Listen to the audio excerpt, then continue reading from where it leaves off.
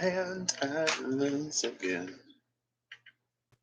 Hi, everybody. Hello. Welcome to this space, in this place, in this time, at this hour. I guess. I was. 1 second. Hold up. What? Oh, okay. All right. I have to find the box that I keep all these things in because I try not to put them back in order now. So I can, at some point, eventually, I guess, get into chronomancy by picking a day, seeing what the energies was, and maybe revisiting that reading. We're in the space of retrograde. Now might be an appropriate time to do that. Maybe as we enter and as we exit. I don't know. So, a few things before I get into this, and I will timestamp this. Let's just do this real quick. Um,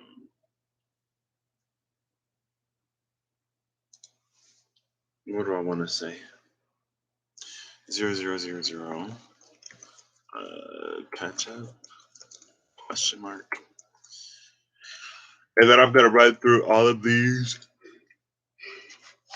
Excuse me. All of the days that I missed out on seeing avocado, and I'm gonna use the Pride Tarot instead of the Witch's Tarot this month, or today at the very least. Um, I think so. Yesterday, after the weekly release, I got this feeling that it's time to not necessarily slow down, but to like allow stuff to then begin happening or to catch up. Like when I was talking about, we create vessels and then we also project. It's like, well, I got a bunch of vessels. It's like I keep creating vessels before I really allow time or space or movement, progression, evolution, growth, development to flow into them for them to be sort of actualized or realized. It's like if I set a kitchen timer for everything, then it's like I have a wall full of like kitchen timers that are just like tick, tick, tick, tick, ticking. Um, and yeah, to like slow down a little bit. Also to, um, and the ways I guess in which I need to express or in which I need to have action, momentum, I need to do something to start doing that. Um, yeah. And to just come into a space of allowing more in general, you know? And then I feel like I saw a few things that highlighted that sentiment. I guess so. My friend, last time I talked to her, or the time before last, she asked me if I was getting certain signs because it's what I had set my mind on, or if I was getting those signs because, it was sort of more the universe or spirit speaking to me. And I was like, I don't know. And honestly, it reminds me of last February or the end of January. It was like if I was in a certain energy, if I was in a certain space, I would get on YouTube, go to my home screen, and the feed would have all of these videos that would reflect that.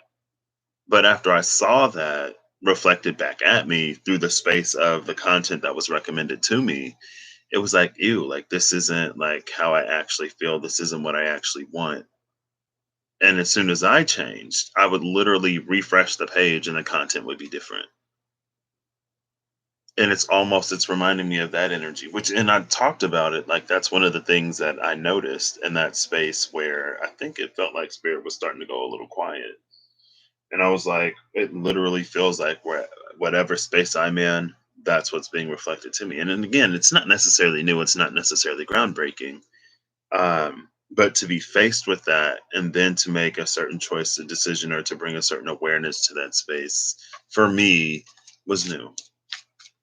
And I feel like a little bit of that energy is coming back. I haven't necessarily experienced it.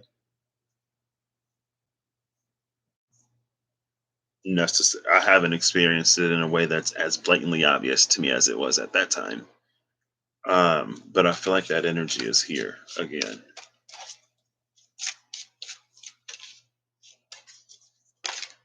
Who is this? Oh, the Ten of Wands. Bottom of the deck is the Knight of Cups, and the Ten of Swords is behind the Knight of Cups.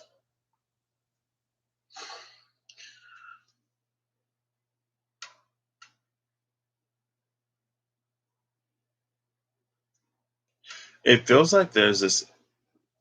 Is this a person? What? I've never noticed this. I've only ever really focused on the face. But it's like there's a little house and then there's a person right there going to the house. This is like some like higher self, lower self, destination journey type of energy. But the one thing I noticed about this Knight of Cups is that like as the Knight of Cups you think it would be like overjoyed to see this little bird bringing this message of love, but the Knight of Cups today is looking a little indifferent, almost as if it's not seeing, it's not noticing something. The Ten of Swords, because again, like that's that. There's the separation between head and heart, between higher self and lower self. And the separation between higher self and lower self, it sort of just is, right? It's not necessarily good or bad. Like there's the us in our waking world, there's the us on the inside, the us on the outside, that is a result of sometimes our environment. Um, Also, personally, so I have this thing where so it was like literally the last 5 minutes of our trip. I was exhausted and I got triggered because they were talking about sort of like the review for like the last Airbnb. And maybe it's because I worked in customer service, especially within this realm where I can draw a lot of parallels to this experience. And I was like, well, like, I don't think it's fair for you to like be so harsh on them when you yourself weren't really a cooperative component in the situation. You didn't allow anybody to like follow up their chain of command. You didn't allow them to really assess or triage our thing because you were so, and then it's like you're talking to multiple people at the same time when it's like, if you would make your request and then wait for it to be fulfilled because of the people like doing their job on the back end, then it would be a lot less of a headache. Like you adding pressure and the way that you're adding pressure doesn't help. You're only making the situation worse for yourself.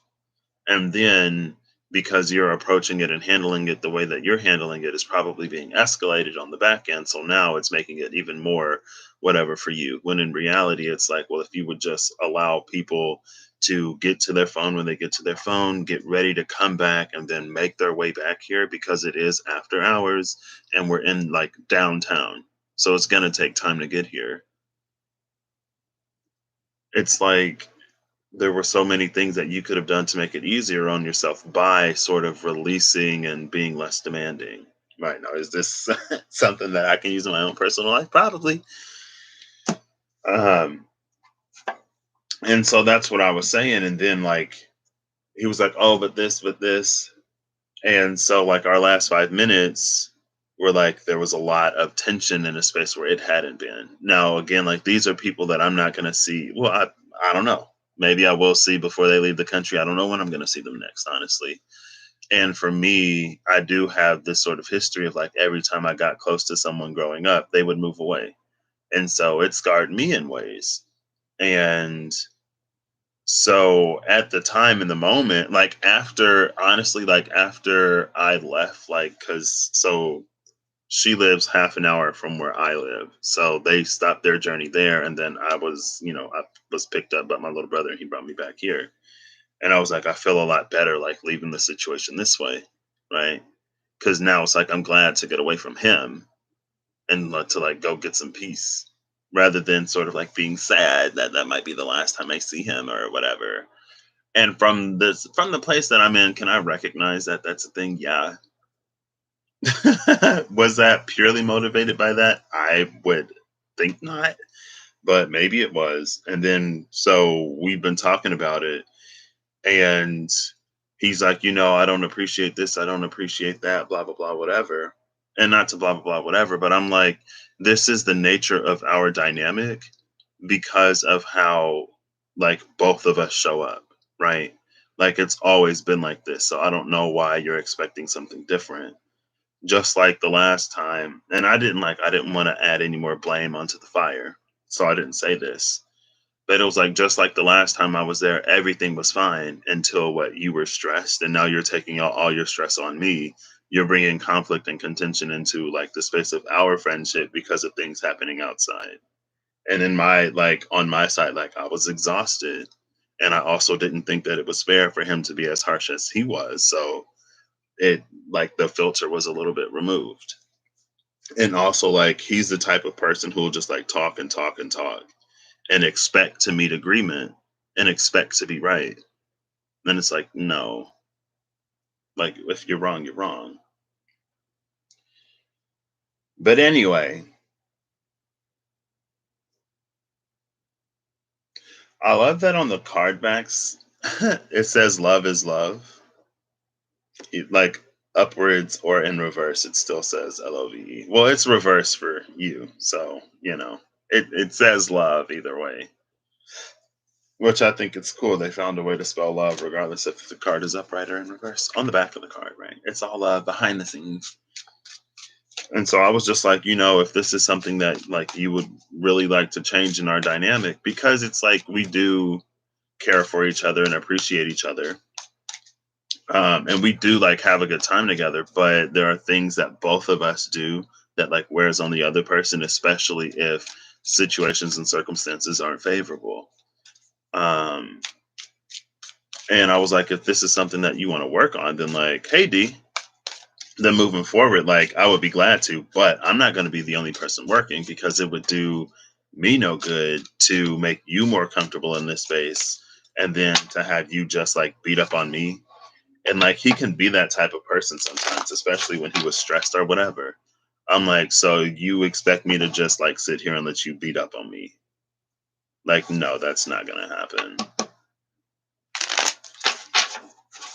I don't know. I'm not going to inflate your ego in this space where you're wrong.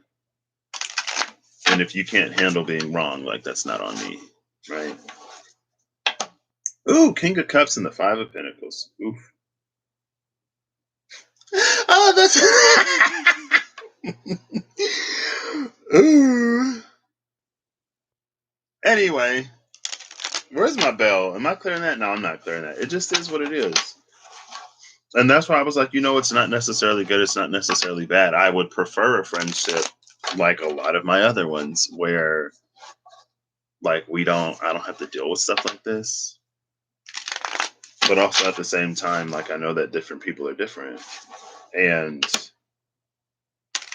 in my mind, it's like there's enough care there, there's enough appreciation there that it's like we can find healthy boundaries. Like honestly, I'm probably never gonna vacation with them again. And it's not because I didn't enjoy myself, but I have a completely different pace.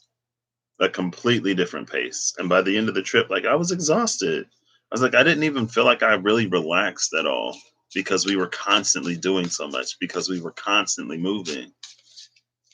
And like some of that I expected because they are more active than I am, but I didn't expect to like be somewhere new every day to the point where I couldn't just be like, you know what, today I'm gonna take a break and I'm gonna chill.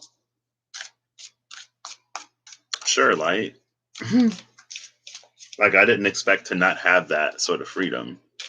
Um, but like a micro vacation maybe, right? Like I wouldn't spend a whole week with them. Like 2, 3 days, yeah, I could do that. Cause it's like I can't like that. Like I can go outside to experience new, to experience freshness, but at the same time, it's like, come on, that's not me. And then it was almost like some of the stuff lost it's like the first time we like stayed lakefront, it was like, oh my gosh. The first time, the second time, the third time, the fourth time we went to a beach, it was like, oh my gosh.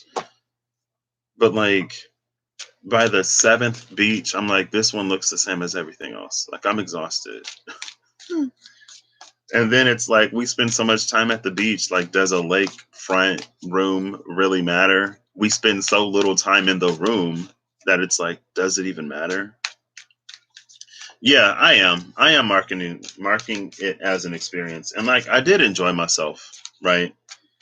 I'm just like it's one of those things where it's like I enjoyed it a lot. Am I gonna do it again in the future? Probably not. But now that I've had that experience, it's like I know how to cater that experience in the future more towards what I would like, right?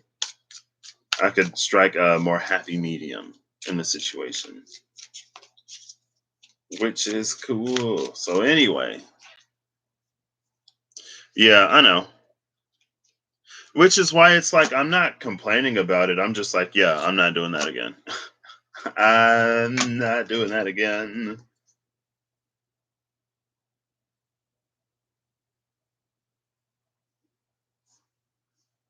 The Knight of Wands, the King of Swords, and the Four of Wands.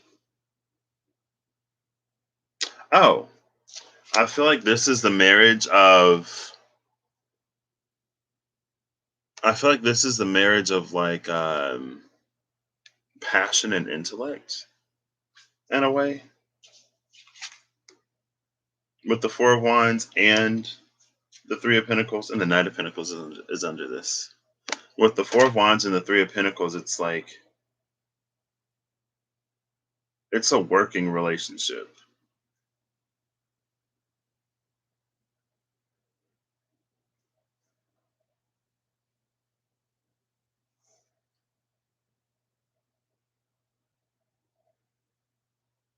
I don't know. Anyway, yeah, I am. It was intense. Not intense, intense. But I'm like, wow, Patrick. Like I said, I kind of Patricked it up. But it's like, I don't think it's fair. It's not fair. It's not fair to the people. And I'm not just gonna sit here and like inflate and boost your ego while you're like, yeah, they could have did this and they should have did that. And I'm like, well, if you would have allowed people the time and opportunity to do what it is that they do, you would have had a much better experience.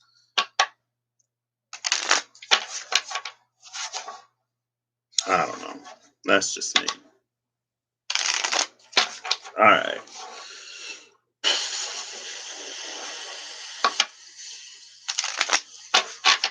To this today, shall we? I keep seeing the Ace of Pentacles in this deck. I love the Fool card in this deck. All right, two more.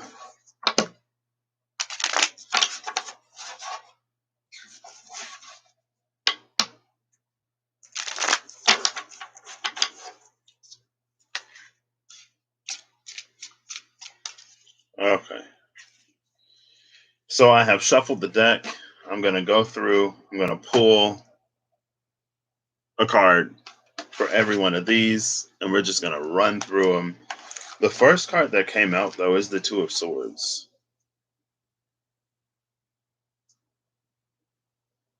which is interesting. Yeah, my feet feel a lot better today after I soaked them in the cold water yesterday. Okay. Ow. The Two of Swords came out. This Two of Swords, it feels like we're at this space. It's almost this like when worlds collide type of energy. And I'm seeing that at the top as an eclipse. It feels like we're coming upon the space of greater integration. And greater integration at some points requires greater awareness. But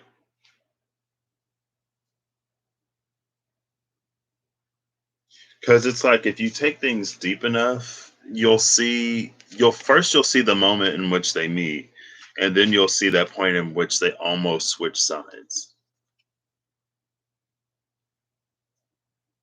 But then it's like it turns it into like a this situation where it makes it easier for them to sort of combine, right? Because I feel like there's no natural force here that is leading towards integration. But if you turn it this way, Now the force of gravity will be sort of like putting the left leg on top of the black leg, the light leg on top of the dark leg, the dark head on top of the light head. It's like things forces are going to shift in a way that naturally sort of encourage this. So now let's move forward. So May 29 and 30. An avocado is high in monosaturated fat, which helps to lower bad cholesterol and raise good cholesterol. That's coming out with the sun.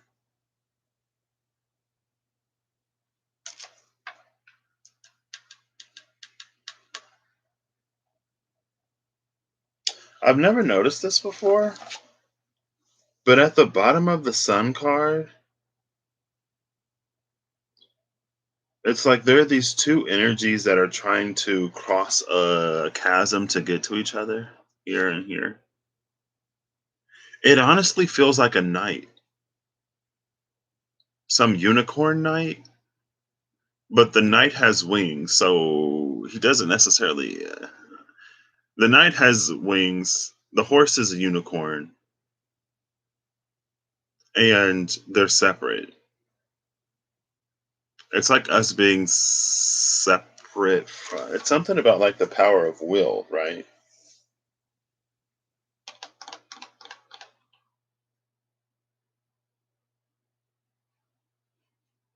What's the pit of this avocado? The Two of Pentacles. Okay. It's choice, it's decision, it's balance more than anything. The Two of Pentacles in this card, it's about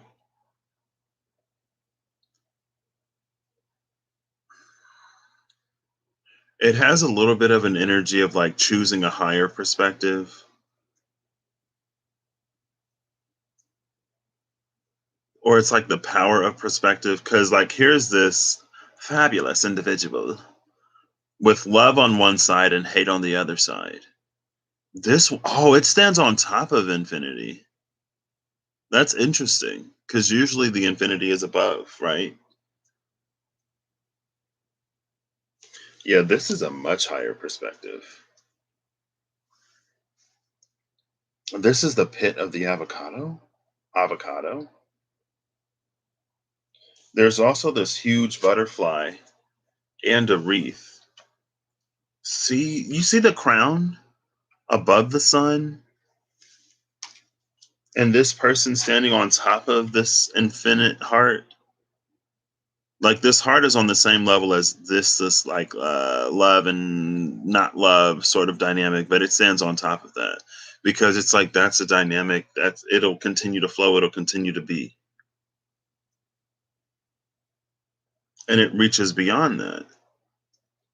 And then it's reminding me of the sun card in the tarot apocalypsis where it talks about the sun beyond the sun or the sun behind the sun, because it's like there's this rainbow bridge that originates before the sun. It flows through the sun.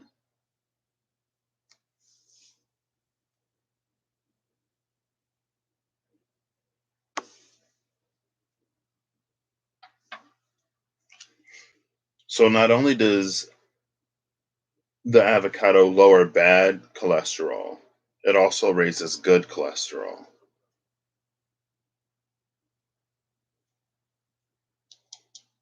And I think that's a little bit of that energy. Hey Amanda, how you doing? I feel like that's a little bit of that energy that's like it's like what I was saying earlier about oh maybe that's why the Two of Swords is here. It's like what I was saying earlier about how it's like I can be in one mindset, open up YouTube, and my home feed would give me content that matches that mood that I'm in at that moment or what I'm thinking. But it's the reflection of that back at me that got me to realize how like I didn't want to be in that space. So I took myself out of that space, literally refreshed the page, and the content reflects that new space. And I'm like there's like not even a full minute maybe not even a full 2 minutes between all of this happening. And now, like, it's that energy of it's like it's being reflected back at us in a way. And I feel like there's something with like that and our experience, and that's what this is. Where it's like depending on which side you sort of lean towards, that's what you get more and more and more of. But it's about finding a balance that exists above that. Because once that knight and their steed is met, then they take the path up to the sun and then beyond. And that's why it's that butterfly at the crown of the sun, right? That's where like everything kind of sort of changes.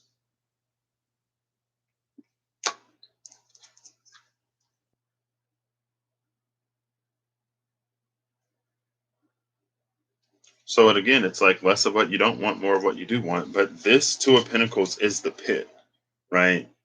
Of the avocado. Like it's like that's the hardest part of it. Which makes sense. I mean, it's gorgeous. I mean, avocados are beautiful, right? Less of what you don't want, more of what you do want. But be wary of this. I don't know. Next, May 31st, Memorial Day, spring bank holiday in the UK. For over 60 years, the people of our nation have held Memorial Day sacred to our soldier dead. Let us cling to the custom of decorating the graves of those who have given their lives that we may live in peace. With this red rose.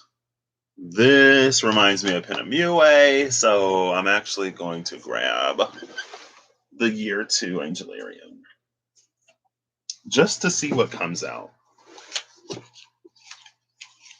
Just to see.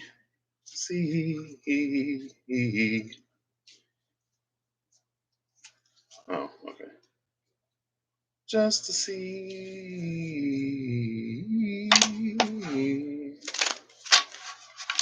Uh,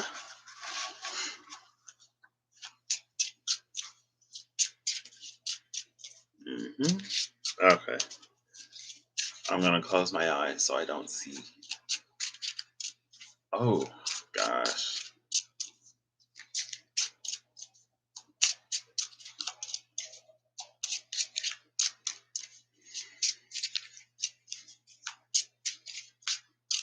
All right, I'm gonna keep going until something makes a noise, flips over, hits the table. Okay, that's it. Oh, it's so much. Oh, it's so much.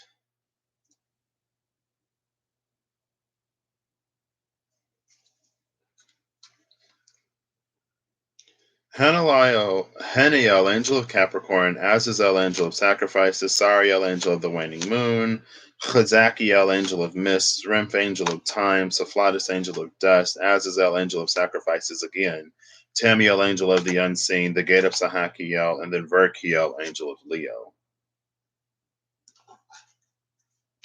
So from these, I'm going to pick one. Oh, only speak what you want about yourself and others. Oh, okay. I'm sorry, D. My brain is like, I guess I'm tired because I was like, I should have known that that would speak. This card right here, who is it? Is it 2? It is 2. Oh my gosh. Both Azazels. Angel of Sacrifices. Angel of Sacrifices, Memorial Day. Makes sense. Okay. Ooh.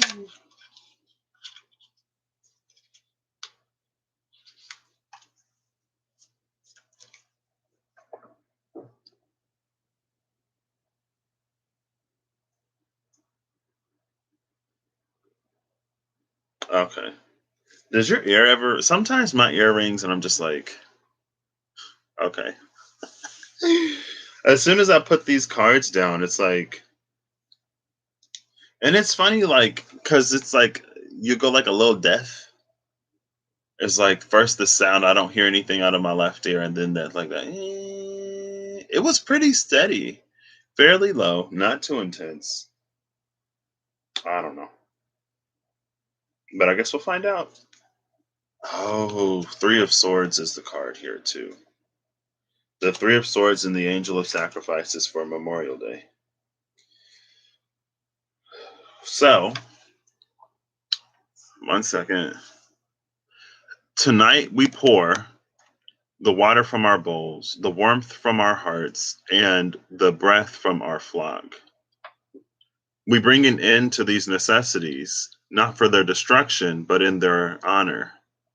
For in their absence, we can truly see their glory. The first watcher of the North, Azazel taught mankind how to forge weapons and trained them and tutored them in respecting this power. Throughout those first years, he never wavered in his dedication to enriching the lives of mankind. In ways large and small, he sought to raise them up. Despite his efforts, Azazel was the first to be blamed when the catastrophe began. With mankind's trust broken, every bit of goodwill he had built was traded for an equal amount of resentment.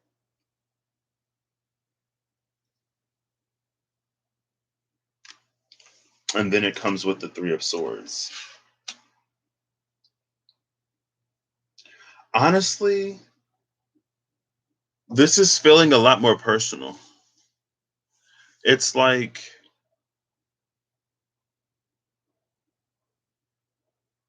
the things that we miss out on intentional. It's like the things that we sacrifice.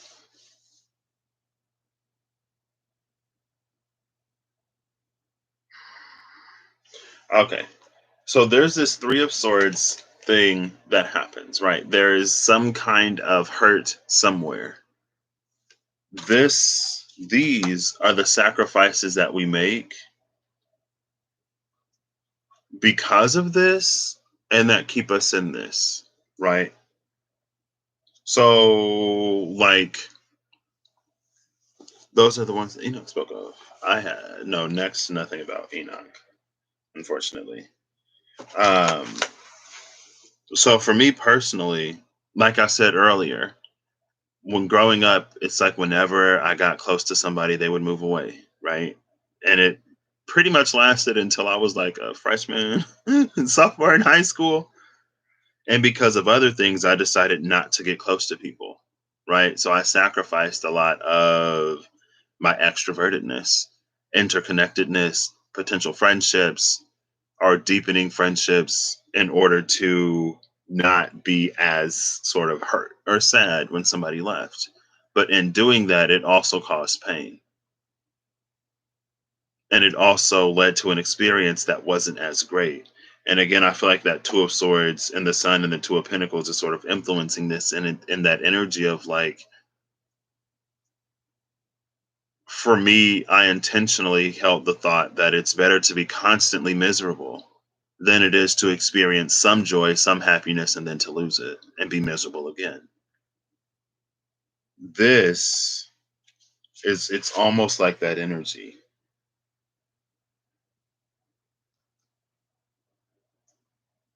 And this is asking us, like, that's what this is down here.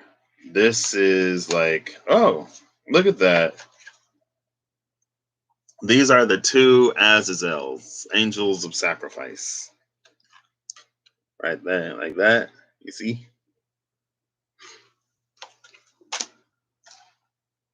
And it's almost an energy of like, well, you're going to have to sacrifice in life either way. It's just the nature of life that everything won't necessarily, that there's a cycle. There's a time and there's a season to all things or most things. But in that, there are some things that are eternal. There are some truths. Some people would say that love is one of them. And so it's this energy here of it's like, don't lose the truth because of the temporariness, the temperamentality, the ephemerality of life, because things are like short lived or because of the impermanence of life.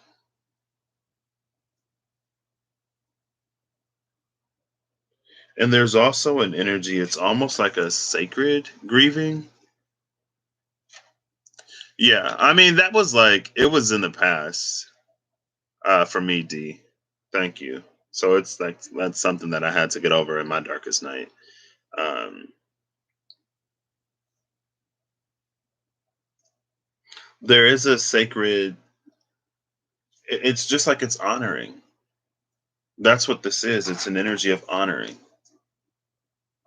that which has come, honoring that which has gone, honoring what we sort of experienced, and it's almost like there's this feeling that in honoring that, I mean, it's in the word. It's honoring it, right?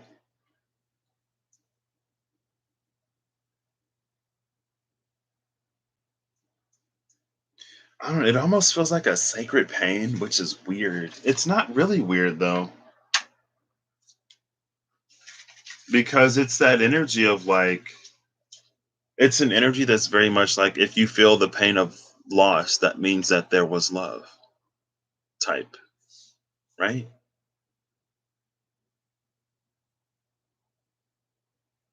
And what did that say? The or the first one? It talked about. Let me see. I put it at the top. I'll just read that one again. If I can get it out the box. Was it this one? No, it was the other one. When it says, "We bring an end to these necessities not for their destruction, but in their honor. For in their absence we can truly see their glory."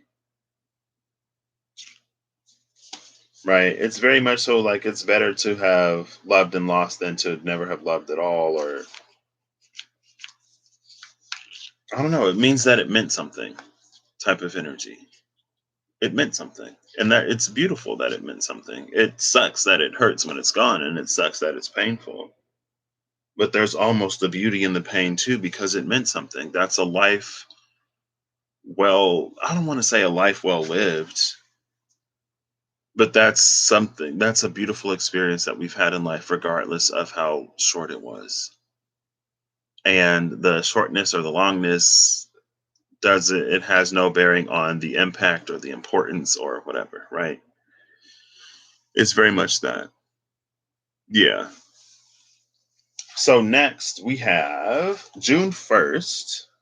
The World Meteorological Organization's list of Caribbean, Gulf of Mexico, and North Atlantic tropical cyclone names, which include tropical storms and hurricanes, is Anna, Bill, Claudette, Danny, Elsa, Fred, Grace, Henry, Ida, Julian, Kate, Larry, Mindy, Nicholas, Odette, Peter, Rose, Sam, Teresa, Victor, and Wanda.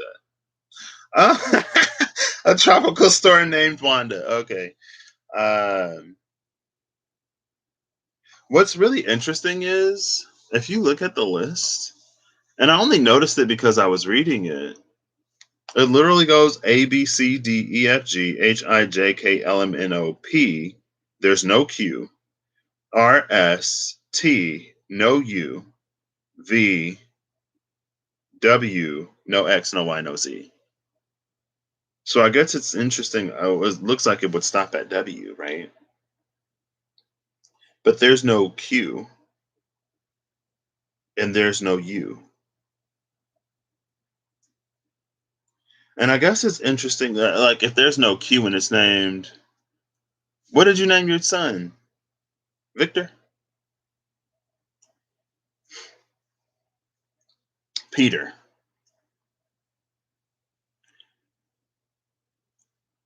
It's not surprising that there's no Q because all of these are names, right? Like people name, like things that you would name a person at some point in time. And what's a people name but a name that you give to a person? Anything can be a people name. If there's a person with a name, it's a person name. Q isn't necessarily extremely. Oh. Oh, it is Peter? Q isn't necessarily extremely popular when it comes to names, but it's not that there aren't like Quintins and all kinds of stuff. I guess U isn't all that common either. The only U name I can think of right now is like Usman. It's not Peter.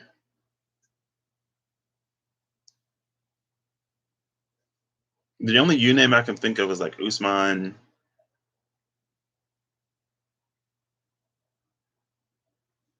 I can't think of any other U name.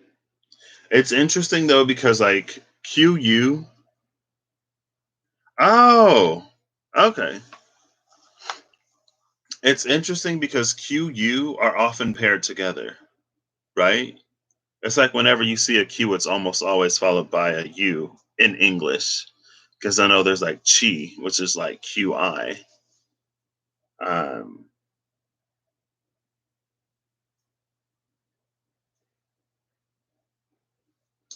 the card here, this is so interesting. It's the Three of Cups. The World Meteorological Organization's list of Caribbean, Gulf of Mexico, and North Atlantic tropical cyclone names is Annabelle Claudette, Danny Elsa Fred Grace Henry with an I, Ida, Julian, Kate, Larry, Mindy, Nicholas, Odette, Peter, Rose, Sam, Teresa, Victor, and Wanda.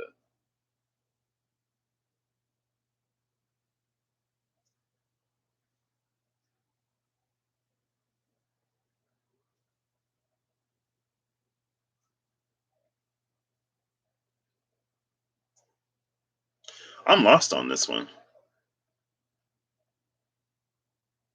Honestly, the card, it feels like that teacup ride in Disney World. Because I'm looking at this card, right? And I'm like, there are two people in one cup. There are three people in this card. One person is outside of all the cups. Two people are in one cup. So now there's two empty cups. It reminds me of the teacup ride. I'm like, what is this?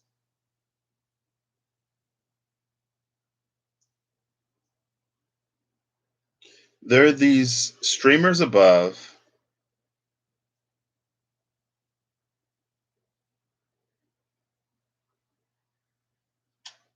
There are these streamers above and these sort of feathers below.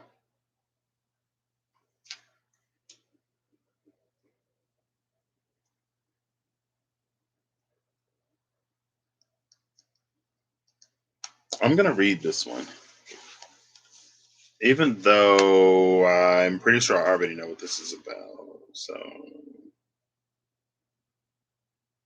because I like this card, this is one of my favorites. And I'm going to read it from my phone. This is one of my favorite decks because it's a collaboration deck. The Teacup Ride is your favorite.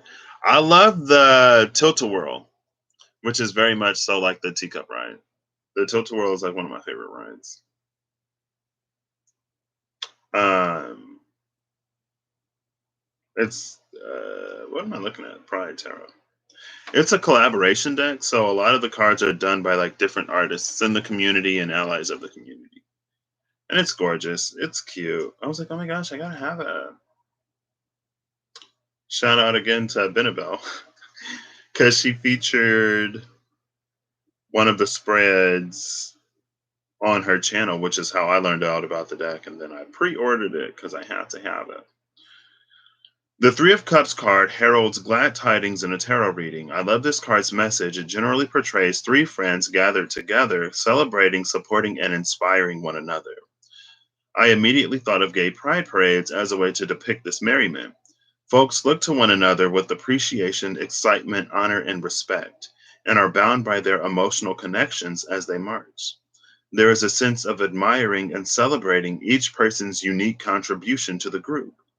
In my painting, the man in front runs ahead, holding seven rainbow colored banners that highlight the pride theme. Oh! Oh! I didn't even notice that. There is a sense. Hold up, wait. In my painting, the man in front runs ahead, holding seven rainbow colored banners that highlight the pride theme. The couple featured in the center of the three chalices is representative of all human love. In a semicircle around the couple is an array of multicolored feathers, signifying that the LGBTQ plus community's dreams are taking flight in all directions towards manifestation. So that's the part I feel like I was missing. So this person who is outside of all of the cups is actually holding all of this. And it's like they are in this space. Honestly, it feels a little bit like the Sun card. And how it's like it goes even further. Because it's like this, it feels like as an individual, there are things that we make room and the things that we make space for. It talked about our dreams flying towards manifestation. It's like this is the creating the space for those dreams to be made manifest in a way.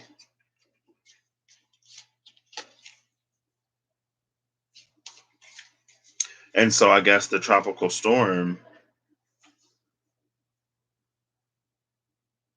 it's the energy of a storm. I know, right? I love it. It's gorgeous. It's the energy of the storm, but it's over water. And I think that's the first water card. Yeah. The Sun, the Three of Swords, and the Three of Cups.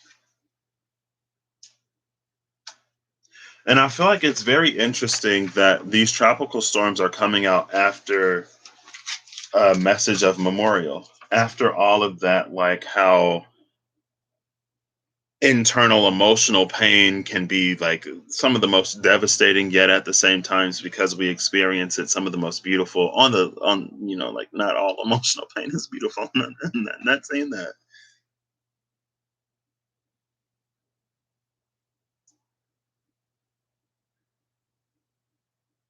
But it's like it's happening within the realm of water. And it reminds me of a womb.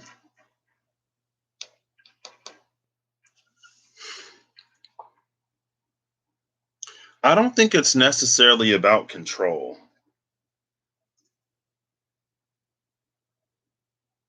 because it's like although she holds or they hold this, and the thing is that it's me.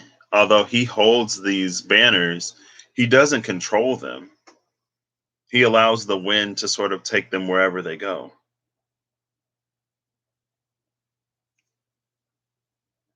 I would almost say that it's a lack or it's a surrender of control that allows this to be all that it is. And so it's like, well, if we're not controlling our thoughts and words, then how do we ensure that we sort of get here? And it's in the heart, it's in intention.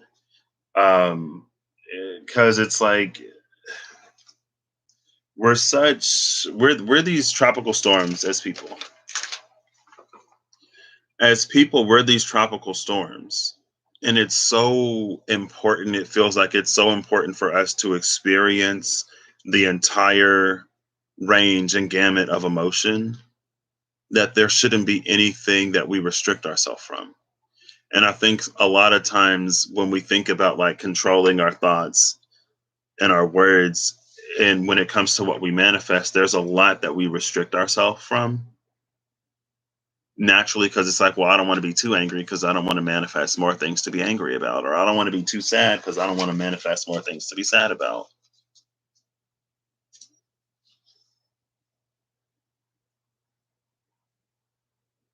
It's almost like a whoa, hold up.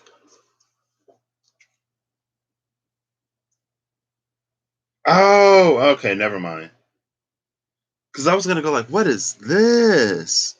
I was like, that's something that he's not even holding on to, but it's in the hand. The purple is there too. Yeah.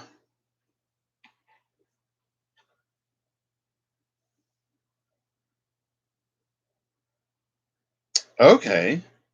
So June 2nd, the World Meteorological Organization's list of Eastern North Pacific tropical cyclone names is Andres, Blanca, Carlos, Dolores, Enrique, Felicia, Guillermo, Hilda, Ignacio, Jimena, Kevin, Linda, Marty, Nora, Olaf, Pamela, Rick, Sandra, Terry, Vivian, Waldo, Zena, York, and Zelda.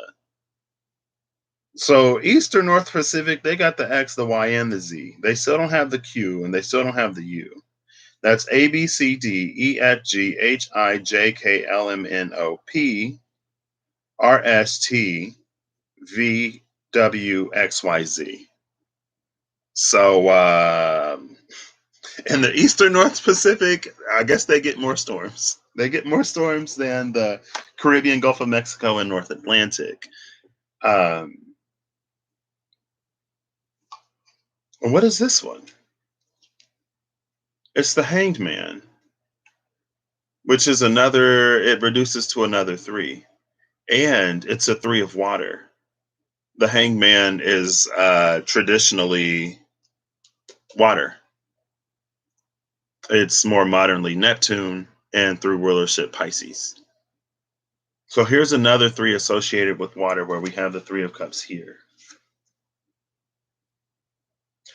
Honestly, it's giving me vibes of the three rulers of the underworld, and how it's like Aeacus was given jurisdiction over like a certain half of the world, and Radamanthus was given jurisdiction over the other half of the world, and then Minos would be sort of the tiebreaker or the deciding factor if there ever needed to be one. Who was under this? Is it more storms? Okay, no, this is all the storms.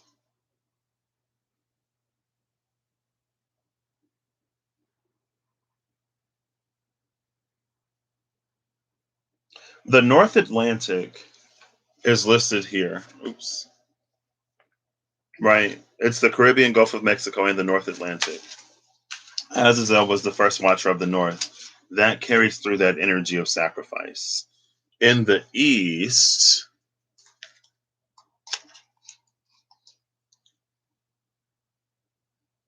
oh, snap. Wait, is Sandy on here? Where's Sandy? Yeah, because I know, like, what is Sandy under? Atlantic and Pacific. I don't know. Where does Sandy come from? I'm going to try to find the first watcher of the East, so I know who I'm dealing with.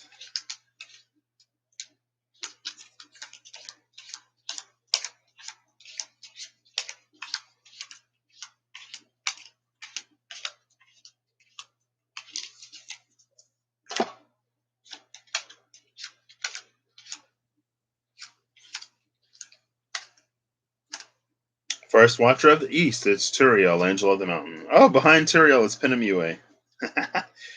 What hath been wrought across the fiery hilltop, these sculptures of man whose names the angels forgot. So this is Turiel territory. Oh, look, there's that snake. Love that. The way Turiel carried his massive stature was a matter of public spectacle. There's that little ring again. Yeah, she isn't listed. The way Turiel carried his massive stature was a matter of public spectacle. His feats of strength were sometimes put to good use, but often bled into showmanship. The praise people showered him with seemed to sustain the angel almost as much as food and water.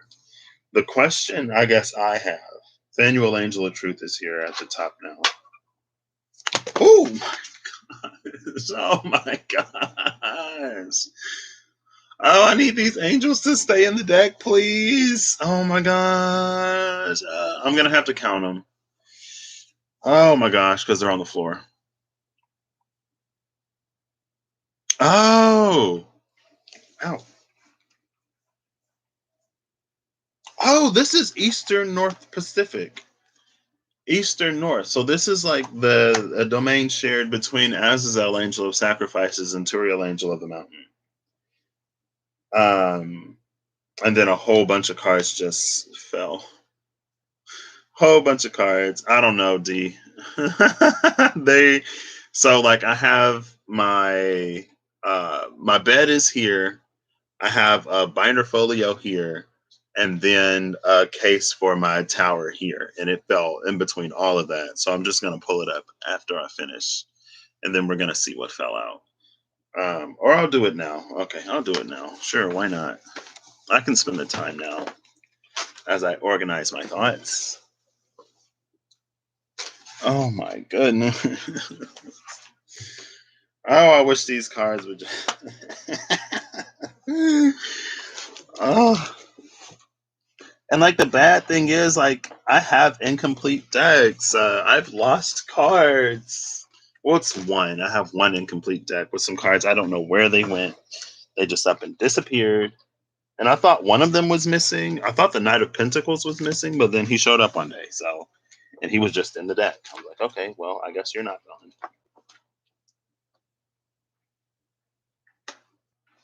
This is a lot. Oh my gosh. Is that all of them?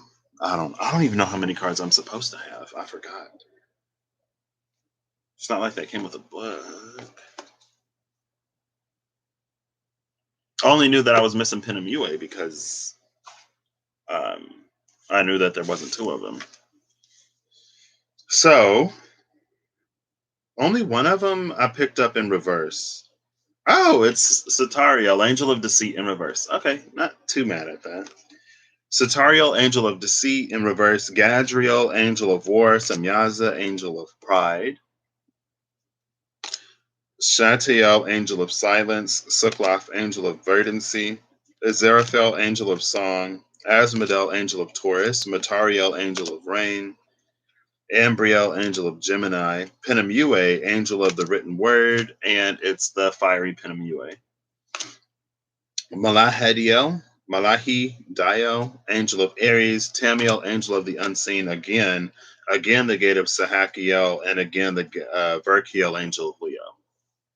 Tamiel, the Gate of Sahakiel, and Verkiel, Angel of Leo were the last three cards the last time a group of them fell out. The Angel of the Unseen, the Gate of Sahakiel, and the Angel of Leo. This year we're going to have, I think it's 2 Aquarius new moons, or is it 2 Leo full moons? 2 Leo full moons. We're going to have 2 Leo full moons this year. One in July, one in August.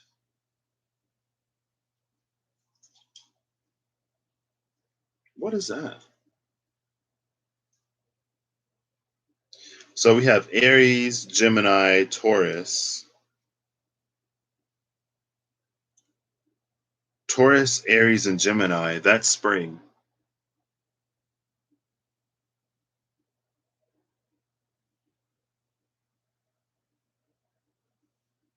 Aziraphale and Suklath were here.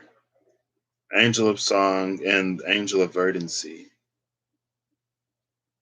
The Angel of Silence is also here. The Angel of Rain.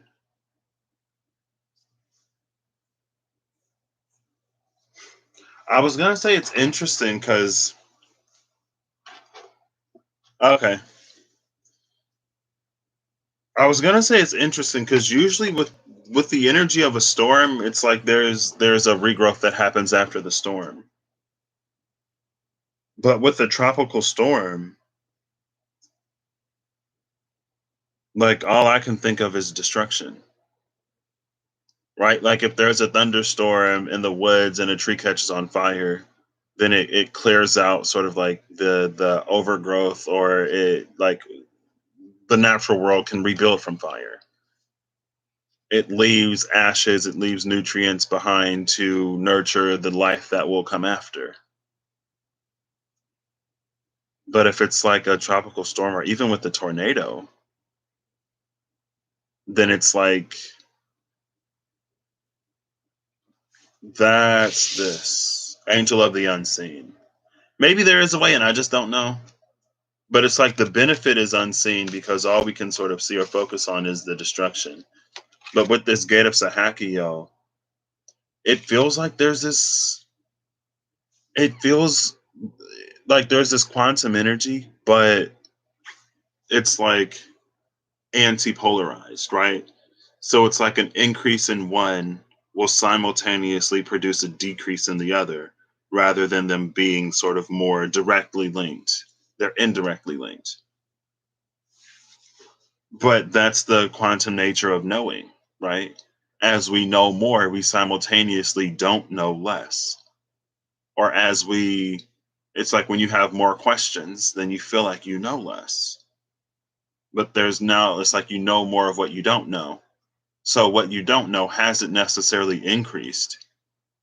You're just aware now that you don't know it.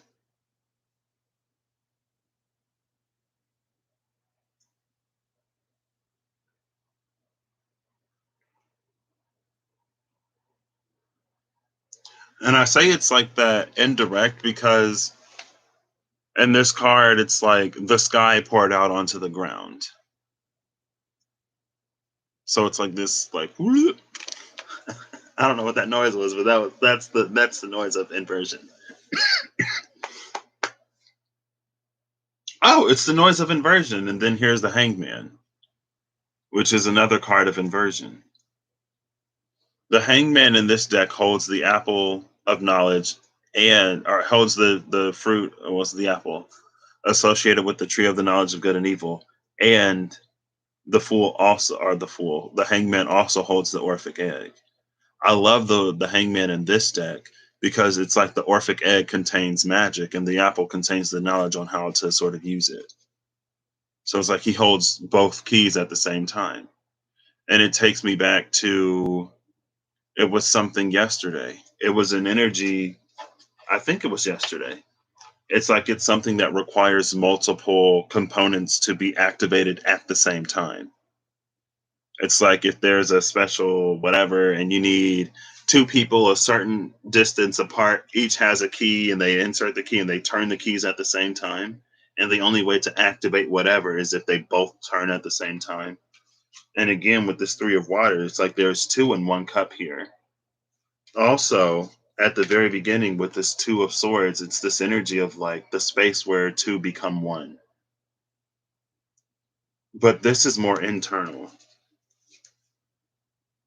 Also, again, maybe that's a theme here because in the sun card, we see this night energy, but the rider is separate from the steed.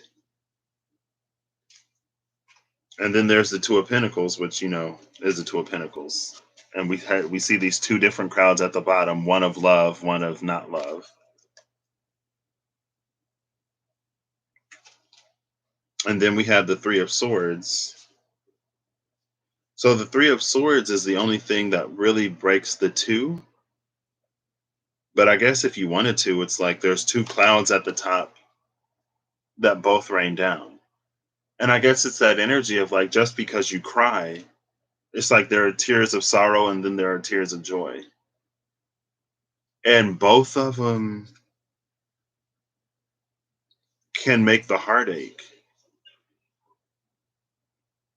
It aches in different ways, but it's like it's almost that like have you ever been so happy or so pleased in a situation that it literally like overflows your heart where you can literally feel it?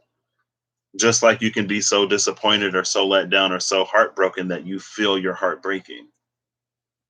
It's like both of them can produce a felt sensation in the heart. Yeah, there we go. I'm like, words, please.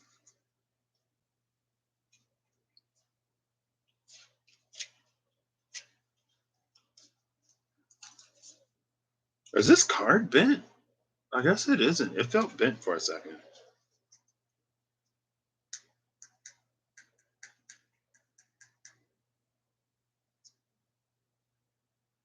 So I decided that I'm going to come up with a line for all of the cards, and then next time I roll dice, I'm going to come up with a line for everything that I have dice associated with.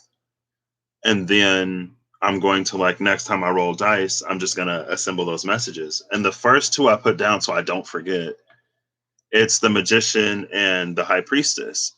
The Magician is take stock of what you have. The High Priestess is sometimes what we need is a change in perspective. The Magician is take stock of what you have because the Magician has all of the tools at their disposal. They just need to figure out how to use what they have in a way to get the result that they want. The High Priestess is sometimes what you need is a change of perspective because it's like sometimes we'll come across certain information or we'll have a certain knowing or knowledge, but it's the fact that it's like we don't.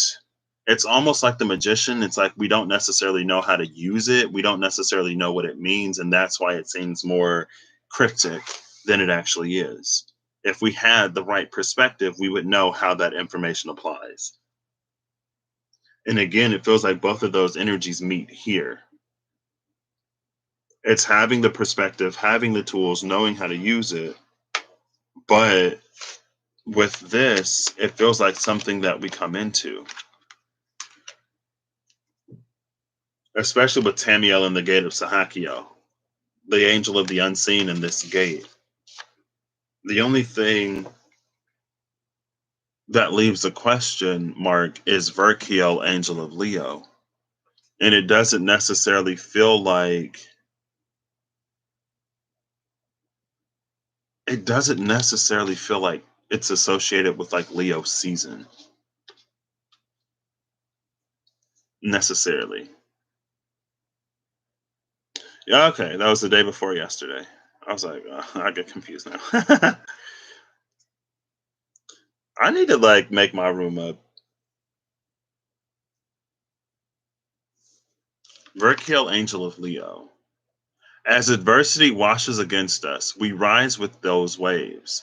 Each moment in our lives where we are challenged by the world, we challenge it back. To be bold and in control is the nature of Verkiel, the ruler. This sign brings with it the courage to bring shining light into a world that struggles against the darkness. That's what this is. And if you look at the gate of Sahakiel, you can see it's pretty dark. The light is coming through the gate. And maybe that's a little bit of that, but I wouldn't necessarily say that light and dark are anti sort of polar, but I mean, I guess yeah, they are. Because more light means less darkness, right? That's the nature of light and dark. One is the absence of the other. Either dark is the absence of light or light is the absence of dark. So as there is more of one, there is less of the other. And so there's something that we're bringing into the situation in a space where the world struggles to accept it, which is why it's the hangman, which is why it's almost like it requires so much time or patience or knowing.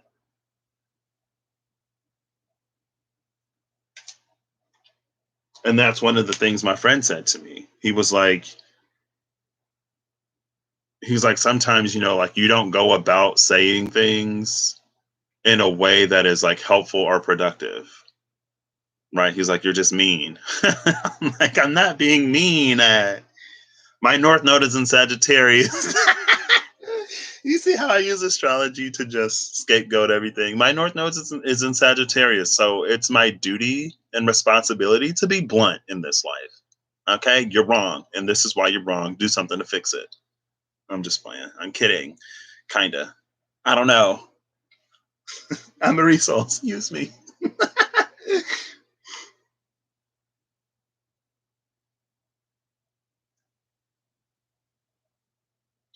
Turiel lately is carrying the energy of the divine, wanting to be so much more than it has been, to have so much more of a presence in our life than it has had.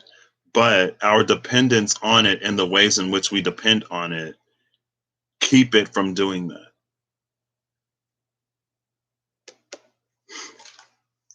And I'm like, I'm a resource. Use me. Where did that come from? I just love that. I just loved how she said that. I'm a resource. Use me.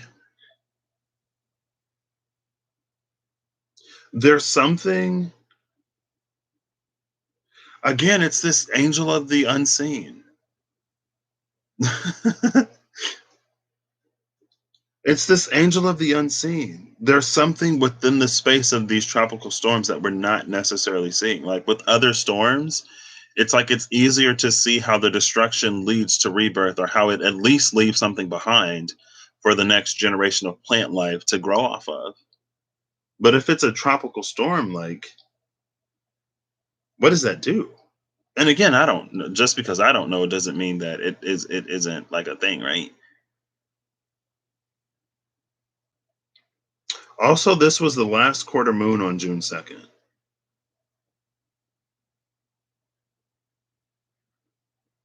With it being the last quarter moon, it's like we're heading into a period where we're really going to notice like how dark the night is. And if we play on this anti-polar sort of spectrum, then it's like, well, the more dark there is, the less light there is. But with Tamiel, Angel of the Unseen, there are some things that can only be seen in the dark, like stars, right? If they're, it's like when other things are too bright, you don't see them. It gets washed out. It's less noticeable.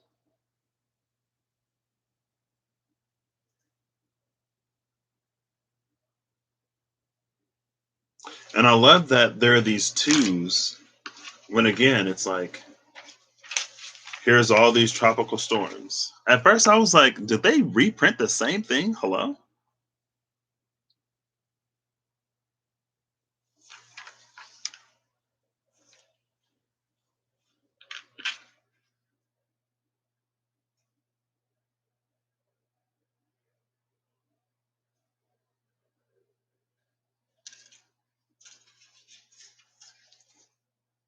So Xena, York, and Zelda don't have a sort of counterpart.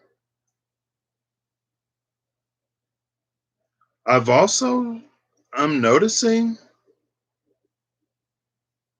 that where there's a feminine sounding name on one list, there's a masculine sounding name on the other list, right? We have Andres and Anna, Bill and Blanca, Carlos and Claudette, Danny and Dolores, Elsa and Enrique, Felicia and Fred, Guillermo and Grace, Hilda and Henry, Ida and Ignacio, Jimena and Julian, Kevin and Kate, Linda and Larry, Mindy and Marty, Nicholas and Nora, Olaf and Odette, Pamela and Peter, Rick and Rose, Sam and Sandra, Terry and Teresa, Vivian and Victor. Wanda is with Waldo, Xena, York, and Zelda don't have a counterpart. And it reminds me of this Angel of the Unseen. It's like they do, but it's not seen. Also, where's Q and U? Where is Quentin and Quinta, right? I don't know.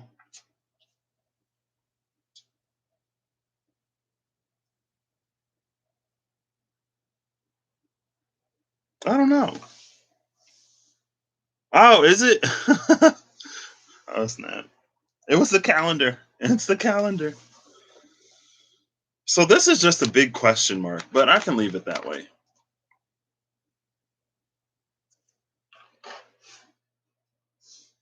The angel of Aries is here. Aries and Leo trine. What's the like? Is Chiron the only thing that's gonna be in Aries? Let's see. Let's go to 8-8. Why not? I think 8-8 this year is actually a new moon in Leo, which is interesting. I looked at it for some reason.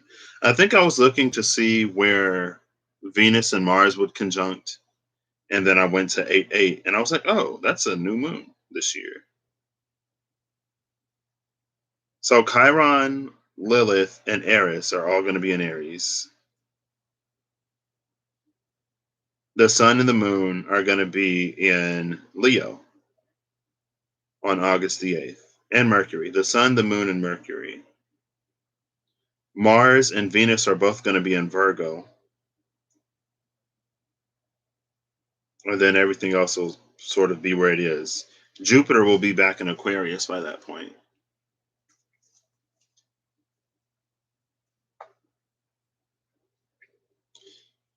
So I guess Lilith, but I don't think that's Black Moon Lilith. There are actually two astrological Liliths. One of them is like an asteroid or something. The other one is a calculation based on the moon, like the dark side of the moon or something like that. Black Moon Lilith. And Black Moon Lilith is where is she? Do I have her on? Is she turned on? Yeah, she's right here. She'll be in Gemini. Oof.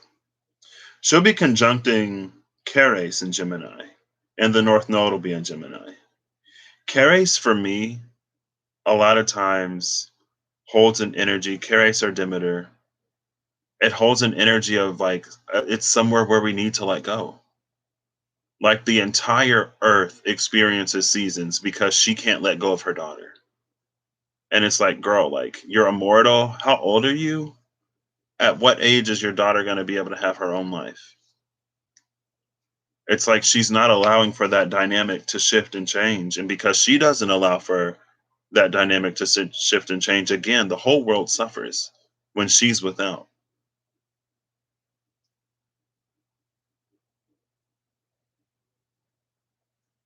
And the North Node is going to be closing in on Carrie. So I feel like though she's learning how to get over that. So that now even when we're in times of like winter or fall, we can continue to grow, right? And maybe that's the lesson for humanity, or maybe that's a lesson that we're learning as we're all on our own ascension paths and journeys. That even in dark times, even when things are rough and questionable, we can still find ways to hold light, keep light, or grow. Where we don't have to. It's like, well, I'm not happy because of this, so everything in my life will now suffer. And in some ways, it's like, at least for me, and that's what I was talking about. It's like learning to hold complex emotion, to be thankful and grateful and appreciative, and at the same time to also be wanting or desiring or sad or upset or angry. And it's like there are some emotions that can be very sort of overpowering. Like for me, anger was one of them. Like if I'm upset, if I'm angry, I'm not feeling anything else. And so it's like now allowing love and a reminder of appreciation and other things into those spaces that would have been just dominated by certain strong emotions. And what it does is, oh look, it's 11:11. What it does is it's just like this. It's like it makes room for something.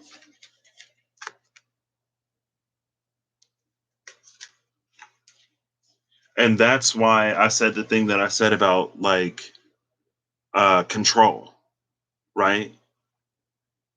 It's not that we're necessarily completely at the mercy of our emotions and we're completely sort of like swayed and moved or whatever, but it's also not for us to feel them at all. It's like we have those emotions for a reason and all of them are valid and worth experiencing and feeling.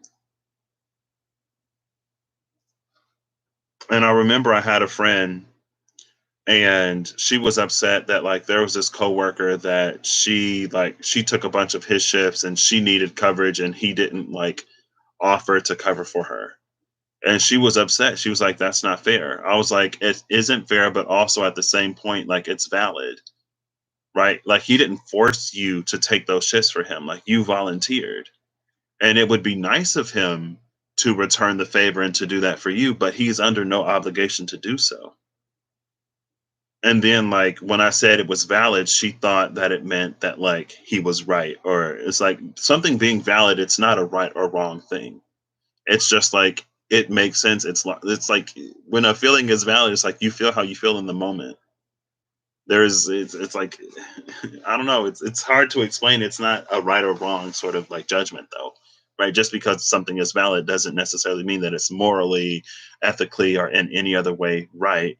Or just because something is I don't want to say because something is invalid, it doesn't necessarily mean that it's wrong. But I guess the same courtesy should be extended, maybe potentially. I don't know.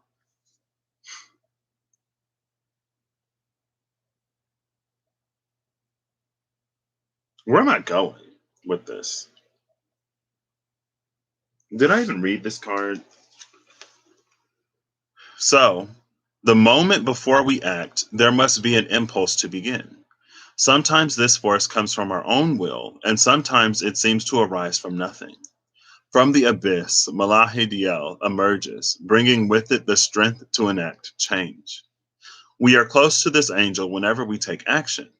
It is the power to be present in the moment and the wisdom to prepare for the future. There is always danger in its presence, but more hardship without it. Angel of Aries.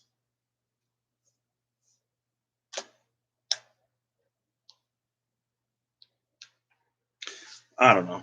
Maybe I was just trying to say that, like, we experience valid emotions at those times, and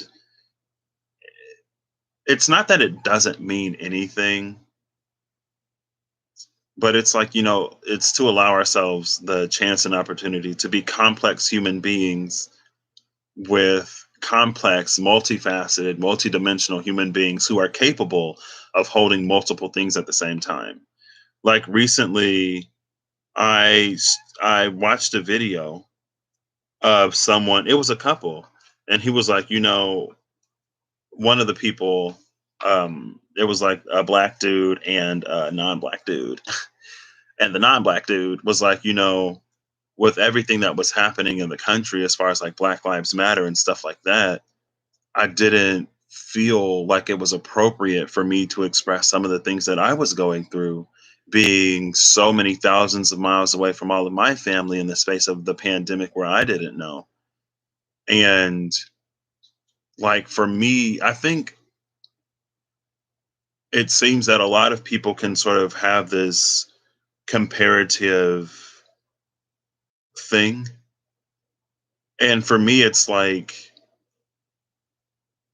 I'm the type of person, I believe I can hold multiple things at once. And I believe that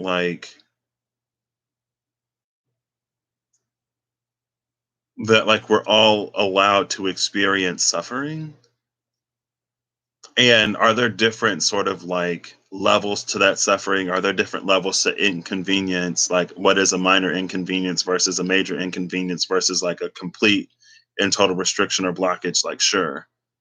But at the same time, it's like what I go through or what I experience, regardless of how severe it is, it doesn't take away from anyone else's sort of ability to go through or experience something. And I don't know if I'm recalling completely correctly, but I think I talked to someone at one point, or maybe I just felt it internally. I was like, I know that a lot is sort of going on, but like you still have the right and the capacity to feel what you feel in your life. And if someone cares about you, they should be there for you in that moment. Now, again, it's like, maybe sometimes you do want to choose wisely. Like if someone is going through a lot and the worst that you're experiencing in that day is that, like, I don't know. It's that's like this is why I'm mutable. This is why I'm a mutable sign, and my nodes are mutable. But it's like it allows. It's like we can hold that comparative. Like maybe this isn't that big of a deal, but also at the same time, it's like we should have room for multiple things at once, right? And honestly, like there was one person I met who, because like that's just how I am. I feel like that's how I've always been. If I'm upset or angry or if I don't like something or someone, I can still appreciate the things about them that I appreciate. Like I don't take this completely monochromatic, like if I don't like you, then I must dislike everything about you. It's like I can like these parts of you and not like those parts of you, just like we do with our friends and our families and our loved ones, right? But even then, more often than not, we do this complete and total acceptance, right? Which is, it's not that they shouldn't be accepted, but anyway. So I had an issue with like my boss or my supervisor that summer. And of course, like I was, complaining about it or talking about it with this one friend. And then he said something, and I was like, because I think I was talking about like one of the roles that we had and like that we had to do it. And he was like, oh, yeah, that sucks. She's terrible. And I was like, I mean, like, that's just her doing her job. And he was like, well, I thought you didn't like her. And it's like, yeah, like at this point in time, I don't really care for her. But just because I don't care for her doesn't mean that I don't appreciate the things that she does do. And that's actually something that I appreciate about her is that she does her job. And it's almost like it like blew his mind, like it made him short circuit in some way. And there have been other times where it's like, it's just ranting. I procrastinated a lot, right? And it's not that I necessarily liked failing, but I was like, if I'm not going to do the work, then I'm not going to expect to pass. So, and he, I guess, can also procrastinate sometimes. And he was like, don't you hate it when like the teacher forgets to collect an assignment and that one person in the class reminds the teacher and then they collect it? I was like, no, I don't hate that. He was like, what? He was like, I know that like because I procrastinated and because I failed classes because I just didn't show up or just didn't do the work. He's like, I know you hate it too because like you're also like you also experience something similar. And I was like, no, I don't. Like when I show up to class not having my homework, I expect to get a zero. Like I'm prepared to fail if I don't do anything. And so I'm not going to be angry or upset with someone who did the work and who wants their work to be graded, because if I did the work, you best believe the professor is collecting that assignment. If I actually did it, it's getting graded. Hello? I did something, I'm going to get credit for it. And I'm not going to be angry or upset with someone else wanting credit for what they did because I didn't do what I did. Like, no, like, why would I do that? And he just couldn't sort of comprehend that, I guess. Anyway, there's something here about allowing for complexity, allowing for diversity. Like there are a lot of twos or a lot of like paired, partnered, doubled, whatever energies here. And it doesn't take away from either one. It doesn't have to be this versus. It doesn't have to be this or. It can be and a lot of times it is and that's how I navigate a lot of things. If you can't tell by how back and forth and sometimes probably seemingly hypocritical I am, it's that like we live in a world basically of paradox. And when we try to force conformity or try to force a sort of uniformity on things to be all of this or all of that, it cheats us out of, I guess, the richness of the experience that we can have. I don't know. Moving on, because I've spent long enough here on June 2nd. Where was I June 2nd? June 2nd was Wednesday. Hold up, let me see. Let me see what I did on. Oh, snap. I ain't seen him online in a minute.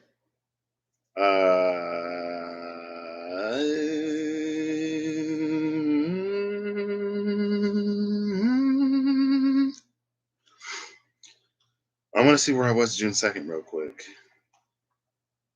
Let's see. Go down, go down. Was that Mackinac? I think I was at Mackinac on the 2nd. Because I thought I was at Mackinac maybe on the 1st. Let's see. What's the date? What's the date? Come on, girl. Give me the details. June 1st was Mackinac? So wait. Hold up. What was the day after Mackinac? Oh, is this Minor Falls? Pictured Rocks. Yeah, okay. So Pictured Rocks was June 2nd. I keep wanting to talk about it, but I haven't had the space or the time. Hmm. Let's see. Let me make sure this is Pictured Rocks. Yeah. Yep, June 2nd was Pictured Rocks. So Pictured Rocks, we went to see one of the shorelines basically of Lake Superior, and how over time, due to different mineral deposits in the earth and erosion and things of that nature, like it left different colors in the rocks. And it was like the coppers were blue, the manganeses were like black or white, and then the other minerals were different colors, and then it did stuff. And it was a fairly water sensitive rock, so there were certain areas where like there were little caves and coves and archways sort of carved out by the water and things of that nature, right?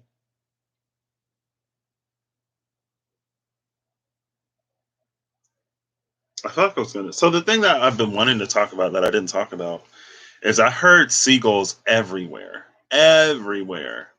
But when we went to the island, when we took the ferry to the island, I heard crows. It's like I don't think I heard really any seagulls on the island. It was crows. I was like, that's interesting because I would expect to hear more seagulls being surrounded by water than just like having a border of water. But it was crows. There are crows on the island. I was like, what? That's interesting.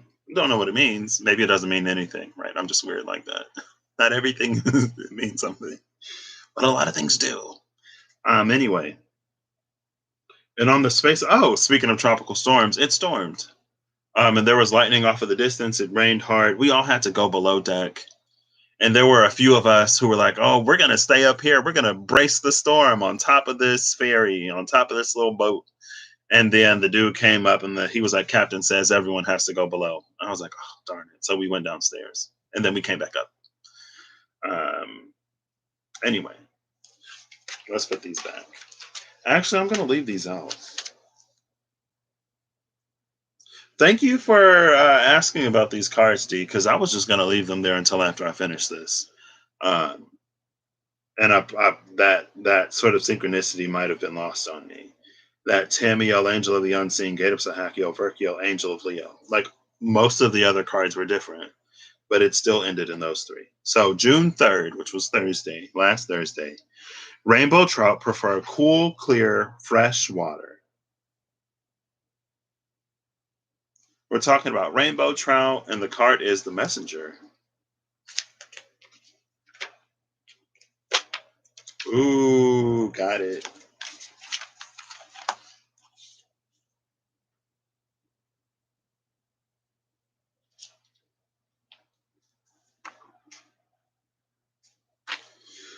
Rainbow trout prefer cool, clear, fresh water.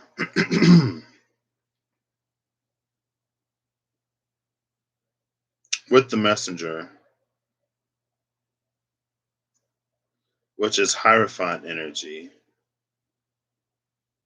But this Hierophant is different. It feels like this is a messenger energy that it's like it's among the people, it's with the people, it's not above the people. It doesn't necessarily try to force anything on people or to change. I mean, it acts in a space of change. It acts to produce change, especially with this type of imagery. But it's like what it does is it rallies what is already sort of being experienced. The messenger, especially in this deck, it speaks to the many levels in which we experience organization, structure. I'll just read it. Why not? We'll read it. I don't know how this connects to the rainbow trout, though.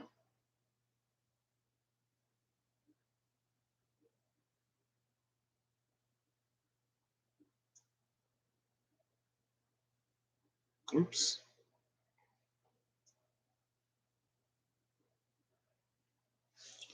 The Messenger by Christy C. Road. The Messenger card portrays feminist. Psych. The Messenger card portrays Jennicent Gutierrez, an activist for transgender rights and immigrant protection. She is the founding member of La Familia, trans queer liberation movement. The messenger articulates three levels of consciousness: the physical plane, where you interact with the ideas, culture, language, and people around you; the astral plane, where transitional energies and the spirits of your ancestors reside; and the institutionalized plane, where your hopes, fears, and values are prescribed by authority figures. The messenger asks you to question those foundations that are based on fear and submission. She asks you to run between physical and astral planes, questioning the roots of the situation and excavating the parts of it that keep you sound and allow you to breathe, the parts that rally your people and your connection to your community.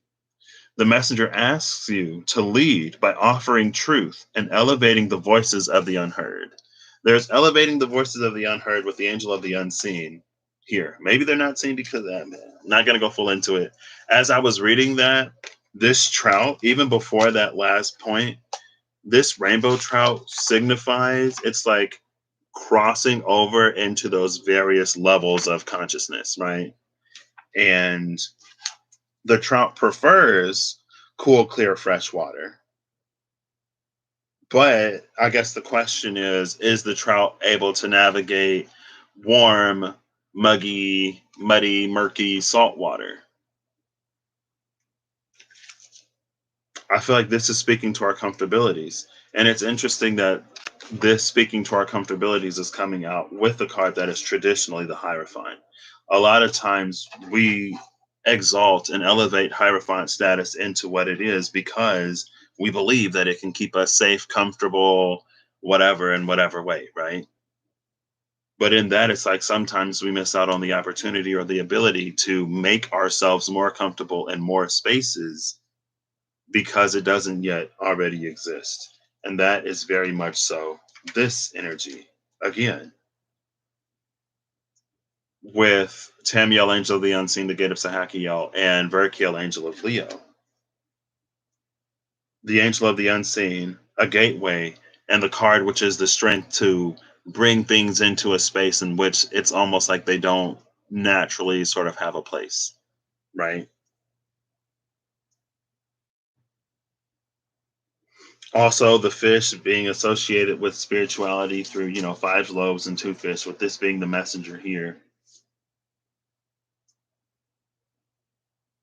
It feels like there may be a little bit of a disconnect between the messenger and the message, though. But it's almost in the space of retelling, right? And it's like anytime you see a meme or anytime you see it pointed out that, like, how a lot of people who follow Christianity, like, if Jesus were here today, then they may be some of the same ones who persecuted him when he was here the first time, or the time that we know about, right? Because he was kind of sort of radical and he was kind of sort of about busting up a lot of systems and fixing what wasn't right and what wasn't fair, and to going out there and to being one who spoke to like everybody, who told us to love and accept everybody. But there are so many who would claim sort of the title of Christianity but would refuse a lot of what he was about. And it's like it's this disconnect between the entity and the teaching, or there's a disconnect between the teaching and how we live based off of those teachings. And I feel like that disconnect is there because of the trout's preferences. Which again takes me back to how important it is that I feel we learn to navigate paradox and dichotomies and duality and things like that, rather than trying to fix ourselves on a certain end of the spectrum. And it's not necessarily to be swayed and moved by it all, but it is to allow ourselves the space to feel it all. It's almost like a filter feeder question mark. It's reminding me of like a starfish, maybe, or like a jellyfish. Maybe no, not a jellyfish. I think it's a starfish. I think it's filter feeders. It's like being sort of stationary, and we sort of take in everything, and then the things that stick we take in, the things that don't we release, but we don't restrict ourselves from necessarily experiencing them, right?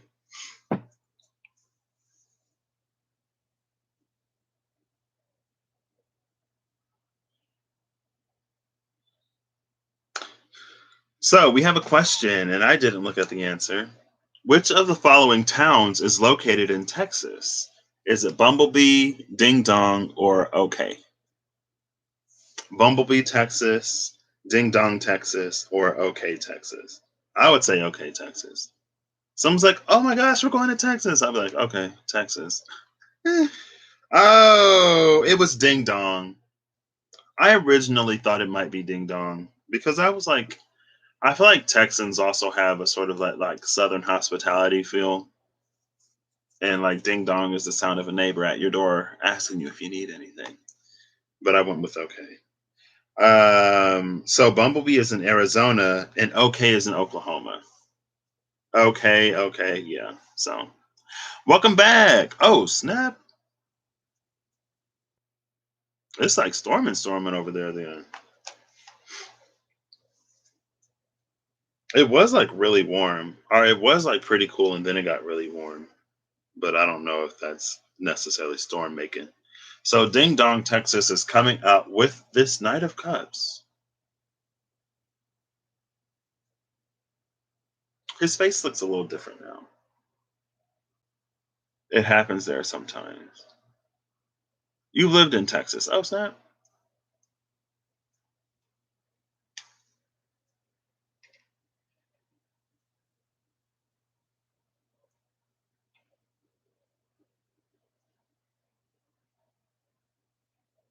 Honestly, this feels like a spirit psychologist.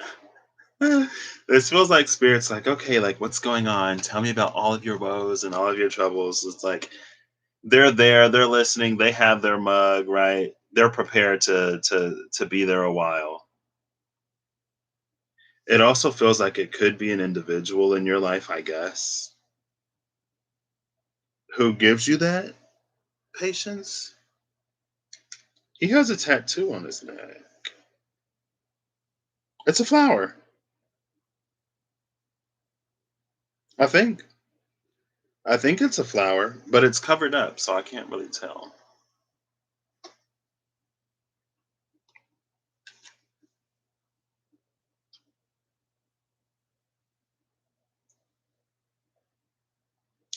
There are two flowers at the top right, two flowers at the lower left. We only see one flower here. One flower there. There's two here, two here. I'm assuming there's a second, but also there's only one bird with a letter. So maybe the second flower is in the letter. I don't know. There is a little bit of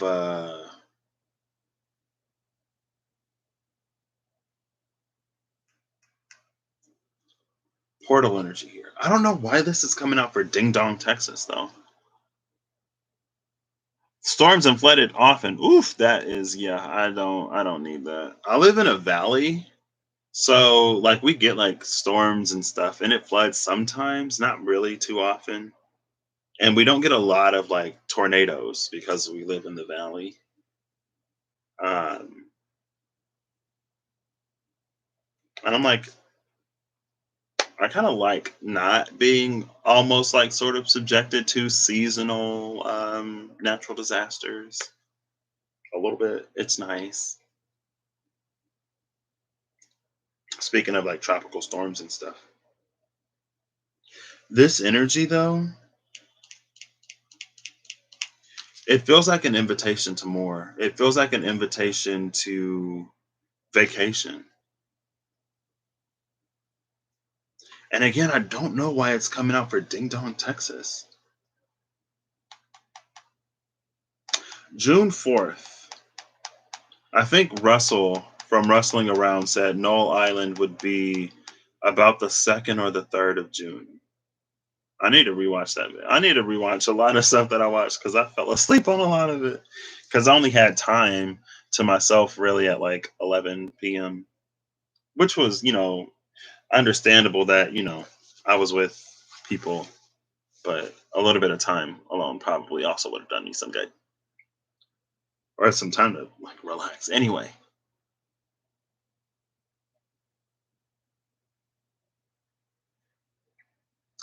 because it's almost like there's a world or portal energy back here, but it leads somewhere new. And honestly, this somewhere new, it's making me think of like this back here, all that lies beyond and behind the sun energy. Whoa. Oh, here we go. That's what it makes me think of.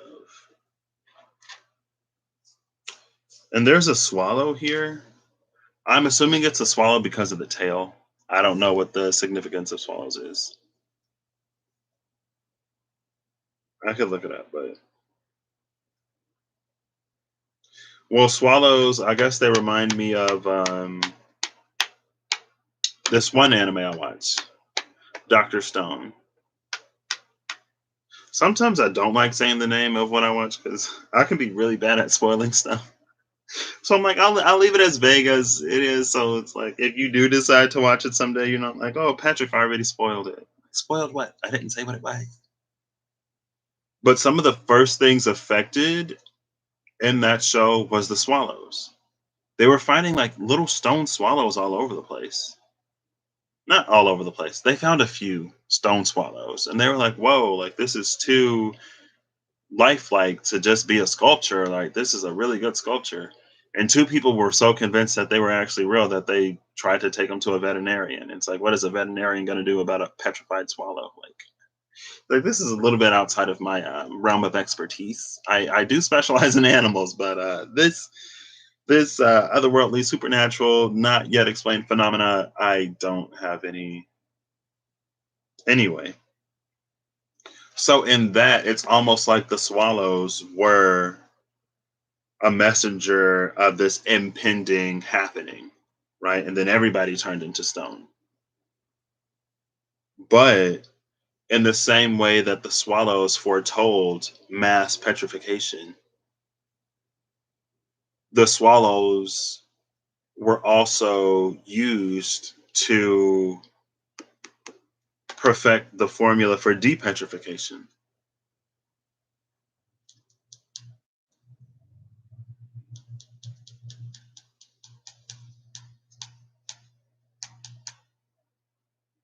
So it's almost this energy here. And again, it's not surprising. It's almost that energy of like some of the things that you are the most afraid of, or some of the things that you are the most resistant to, could potentially hold some of your greatest happiness or joy, at the very least, after it's resolved. It's almost an energy of like the thing that you want the most, like you're the most afraid of. And so, in some ways, it would have the power to either make or break you. And here it's like, well, let it make you. Let it make you, right? And I feel like, again, that goes back to a little bit of that fear that I was talking about earlier, especially with all these tropical storms and things of that nature, right?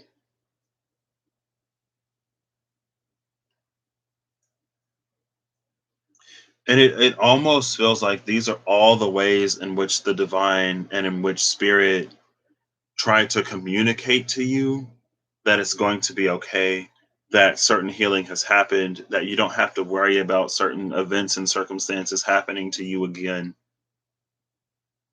It's like it's spirit trying to reassure you. Again, it's like this is like spirit divine psychologists, right? Where they just sort of like they sit you down on the couch and you talk and talk and talk and they listen and they do stuff, right? They do stuff. But more importantly, or most importantly, they listen.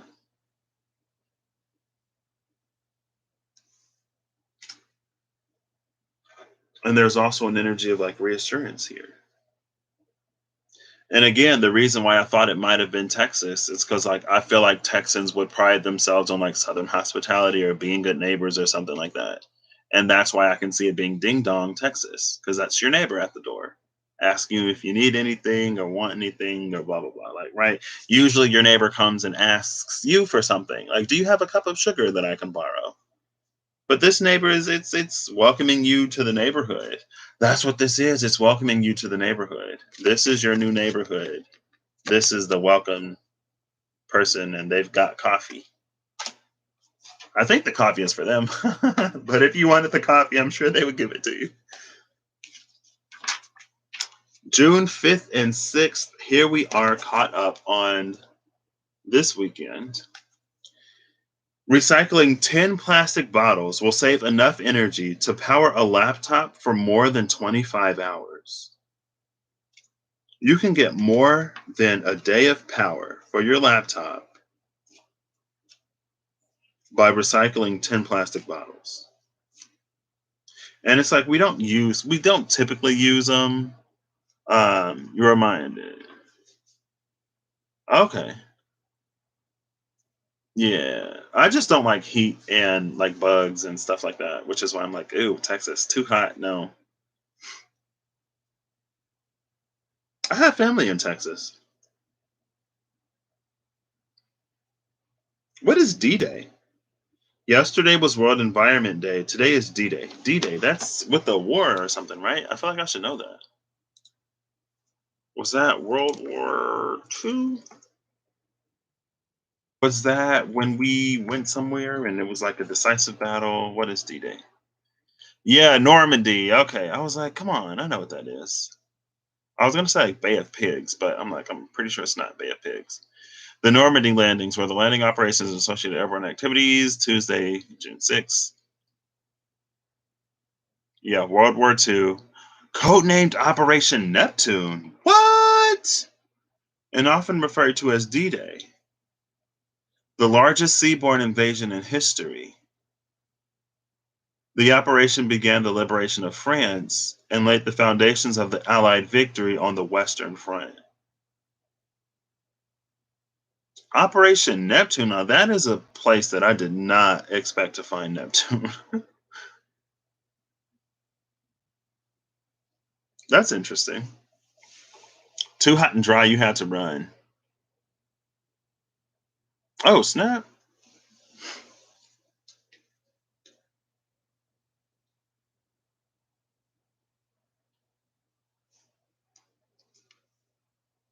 The Five of Wands came out, and it's the only black and white card we've had so far.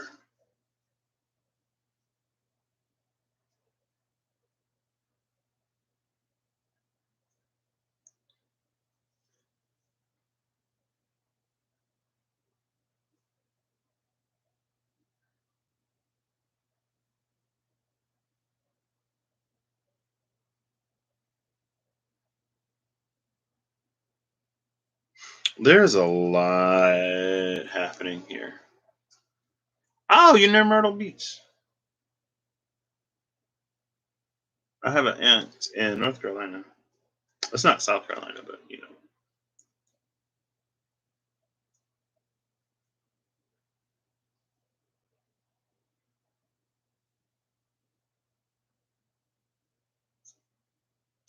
So there are three wands that are being held up at the bottom.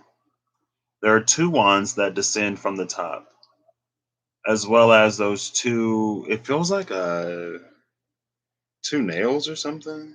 Oh, they're batons. Those are batons. Oh, okay.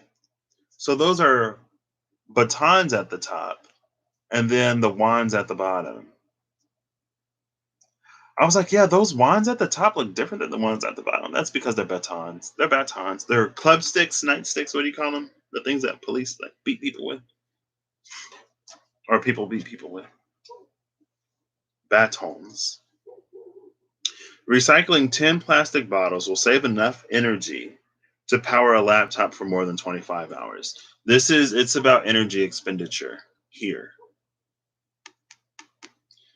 And it's about transmutation as well. Transmuting energies in a way that leads to something that is a change or that is more productive. It's a little callback to the messenger here. The messenger, the Knight of Cups, the Five of Wands. This is an energy of almost like what it takes to create change in a space that is resistant to change.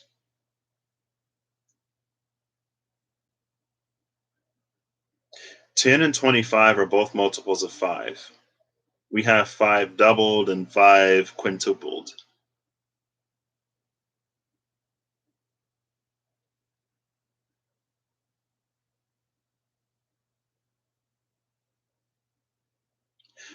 I low key feel like there's something transdimensional here. Not only because it's like, we got some stuff descending from the top of the card, and then some stuff at the bottom. But it's because it's like when five becomes seven, like five fives is a seven. One five is a five, two fives is a 10, three fives is a six, four fives is a two, five fives is a seven, six fives is a three, right? 5, 10, 15, 20, 25. And it's almost this energy of like, it's like three lefts make a right or something like that. But it feels like at some point, it's almost like we slip into something that is completely different. And that's a lot of change behind that seven number of spirituality, right? I feel like sometimes there are certain things that can involve more change than we necessarily expect. And in that, it can be difficult. I feel like whenever you talk about transmuting something,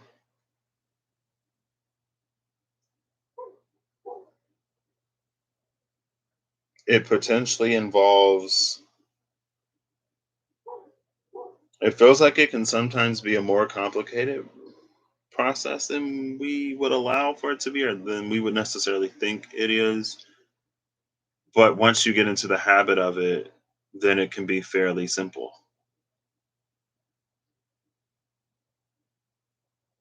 So there's also something here about what is learned.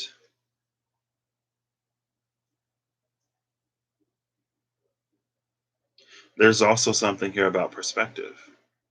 Because it's like once you've changed so much, then it's like you look back on previous versions or iterations and you're like, oh, wow. Like I remember when some of this stuff was difficult. I remember when some of this stuff seemed impossible or that it would never happen. Yet here I am.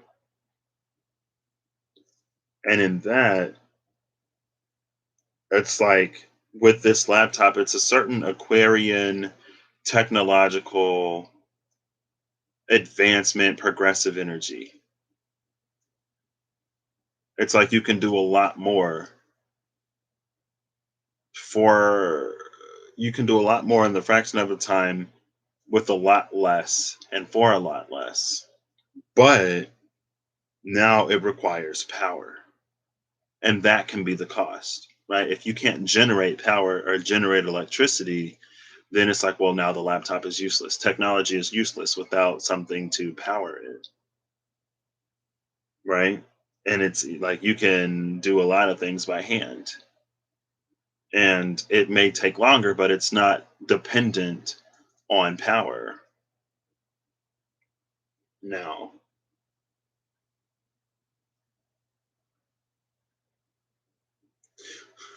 With this being black and white, it also feels more internal. It feels like an internal landscape.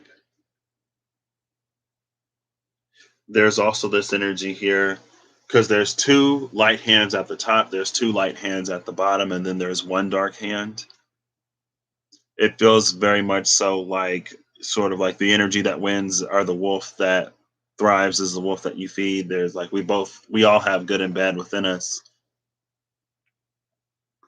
And what wins is what we feed.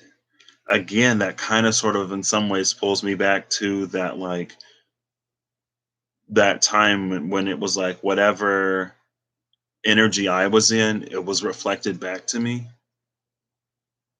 But from a certain space of awareness, I could use that reflection as a tool for correction.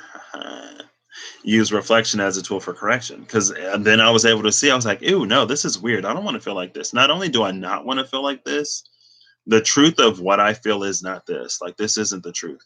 This is convenient. It's easy to feel like this because of everything that's happening in my life right now.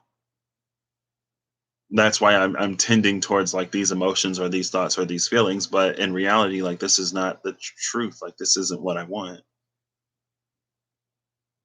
which was probably very helpful for later in that year, 2020. And again, it's like it pulls me back to here with this Two of Swords. I think it's also interesting that it was the largest sea-based invasion or something like that, right? The largest seaborne invasion in history. After we had so many little things about like these tropical storms and about water and about loss and the difficulty sometimes in navigating emotion. Well, this is the need to navigate emotion, right? And then with the memorial and the trout who prefers cool, clear, fresh water, it's the difficulties in navigating those spaces that we're not accustomed to, which is hurt, which is pain. That is more of that memorial energy.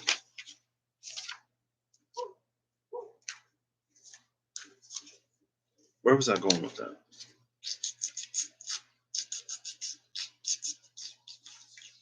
I don't remember. I lost my train of thought. Hmm. That's why sometimes I need to just talk instead of being like, "Oh, let me find the card. Let me find the thing that made me think of this."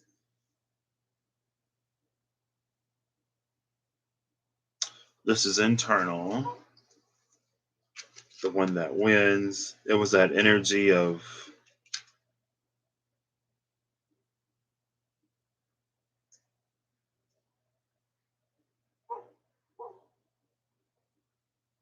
silence equals death is the only thing that I can really read on this. And then there's the upward pointing triangle, which is the element of fire, which is expression. So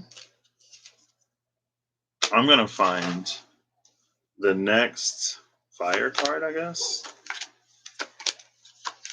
and see what this expression is about. Oh, well, it's the Four of Wands.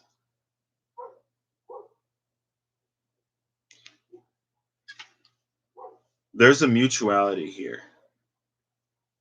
It feels like this could be the space of not.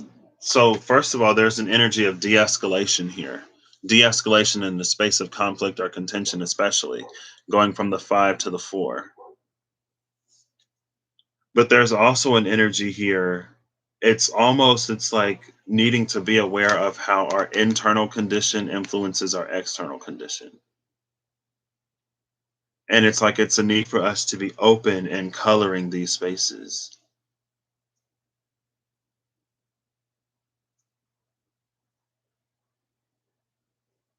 It's like express and be open to receiving expression. There's a mutuality here. And a lot of times, especially if we play like blame games, we can be mutually sort of destructive or we can mutually sort of like tear each other down. Or it becomes like, you did this, you did that, you did this, you did that. This back and forth, tit for tat type of thing. When in reality, it's like it doesn't have to be. Bottom of the deck is the Nine of Swords. Honestly, today this Nine of Swords is carrying a little bit of a Belial energy, right? So in this, it feels like this could be the shadow of the figure right here, and this is like Belial's shadow, the larger one. And it's the larger one is in color, the smaller one isn't. Again, towards the beginning, there was something about the separation between the self and the higher self, and how that separation is almost natural. What card was that? It was in here.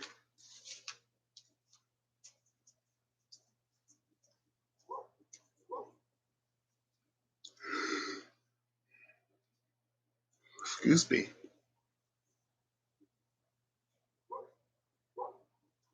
It was the Ten of Wands.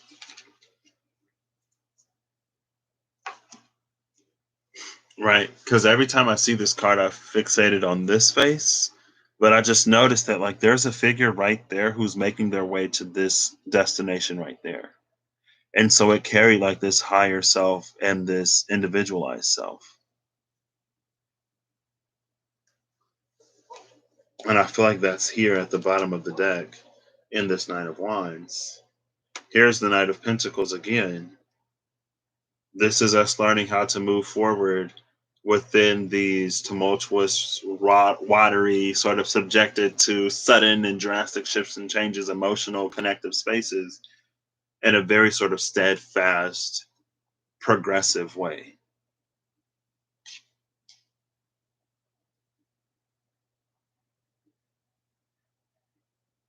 Oh, look, there are jellyfish on this card.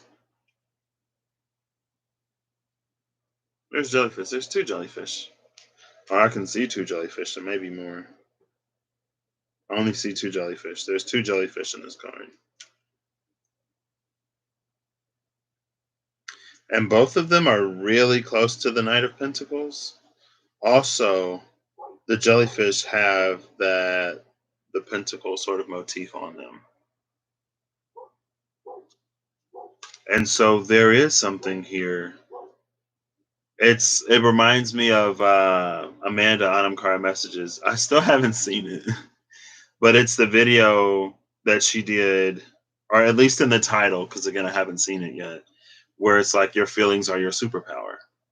And I know I caught her live one day, and she was like, "It's in that video, your feelings are your superpowers." It's like it's a very similar message to that, and that's what it feels like here. It feels like there are watery pentacles. These watery pentacles, it's like this too here.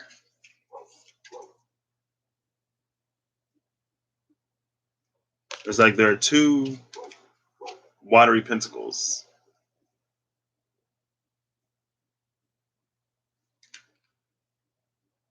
And then the boa is like their tentacles.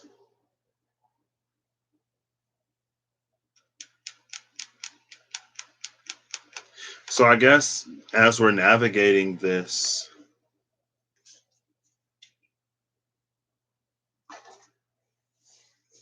it feels like there is an energy of like as we sort of navigate our own internal spheres and we interact with other people who are also navigating their own internal spheres, there are going to be times where like people get stung. And what's most important is that you pee on the foot after you get stung. Are you right? If the jellyfish stings your foot, then you pee on it or something, right? That's how that works.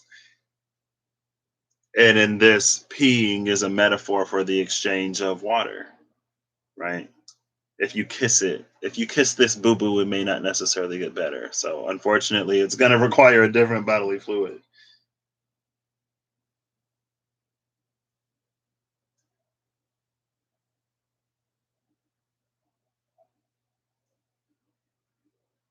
I don't know. I feel like there's this overarching message of like life is difficult and it's rough and it's unpredictable and we're going to experience highs and lows, but at the end of the day, it's so well worth it in its entirety.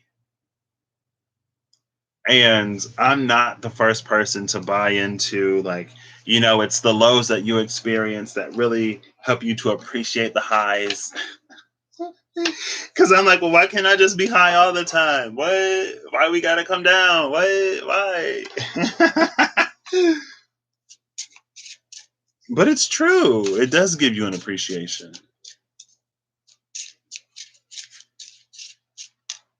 And it's almost like, don't be Demeter. Maybe that's what I'll title this. Like, don't be Demeter. Demeter was Demeter. Charis was Charis so that we can learn not to be Charis. Don't like shut everything down in your life. Don't halt and stop all growth and progression and beauty because you miss out on like one thing.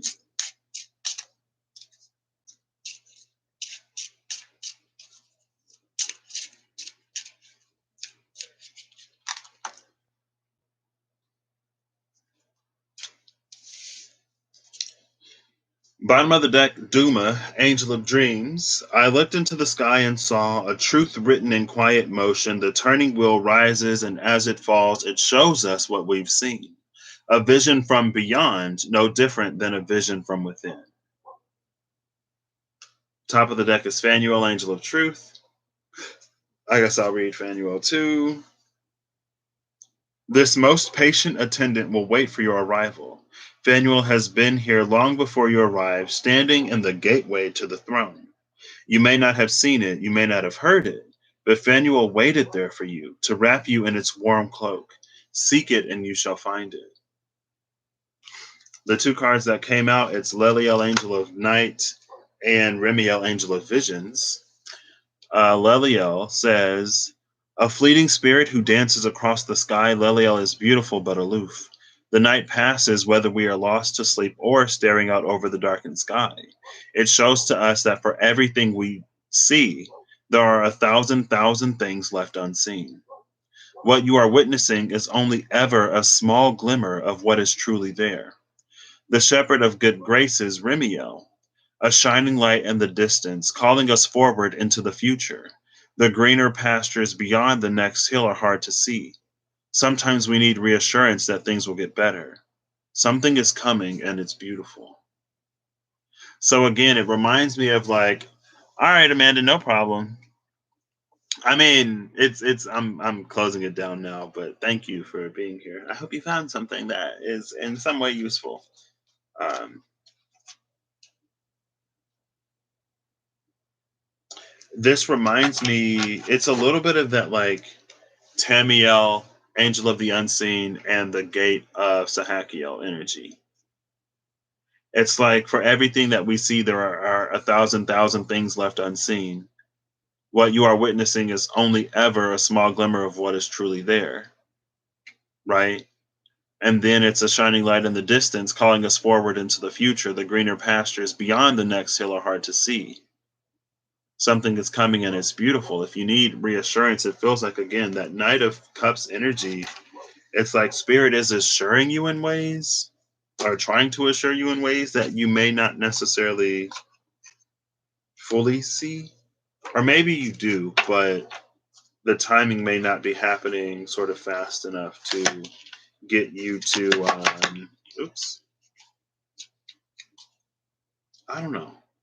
There's something unseen, right? High Priestess. What did the High Priestess say? Something about perspective. So now I'm going to get a final message from the Pride Tarot. Ooh, it's been 2 hours. It's been 2 hours, over 2 hours. It's been 2 hours and 12 minutes. Eh, I'm probably going to take a nap today.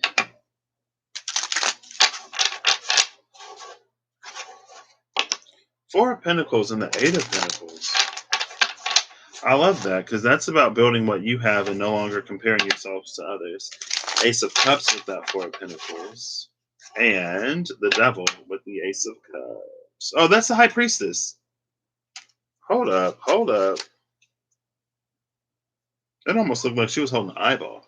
So it was the High Priestess with the Four of Pentacles and the Devil with the High Priestess. That's how we can sometimes be tempted out of the knowing that we have. Or certain external things, certain slow delays in our experience can make us feel that we're not sort of in the space to receive what it is that we're receiving, and that can lead us to doubt. And again, it's like, Spirit is trying to reaffirm us of some things, but maybe they're a little further off, or for whatever reason, it's like doubt gets in there. So you're cleaning out spaces, decorating, and expanding. I am definitely ready for some expansion. I'm ready to get a job and move. The Seven of Swords is at the bottom of the deck. The Seven of Swords in this deck, it speaks of, it's honestly a lot of how we hurt ourselves in order to keep other people from hurting us. Then what comes out is the Nine of Swords and the Messenger. The Nine of Swords and the Messenger, these together, it's like, it feels like selective indoctrination, right? There are certain things that we want to prevent, and because because we want to prevent them, we buy wholeheartedly into things that may not necessarily serve us, and we ignore the ways in which it sort of hurts. Because this, I guess, it hurts less than the pain that we think that we could feel if we were less protected. I don't like leaving it off like that. So let's see if this gives us anything. The Page of Swords. Yeah, love that.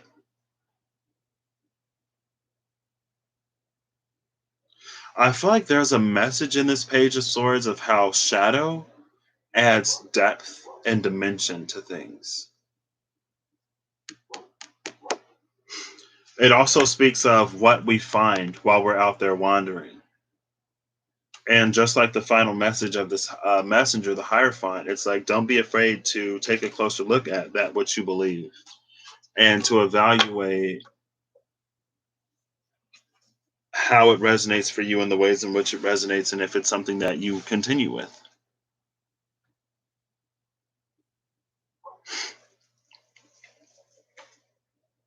You got to prepare for what's next. Um,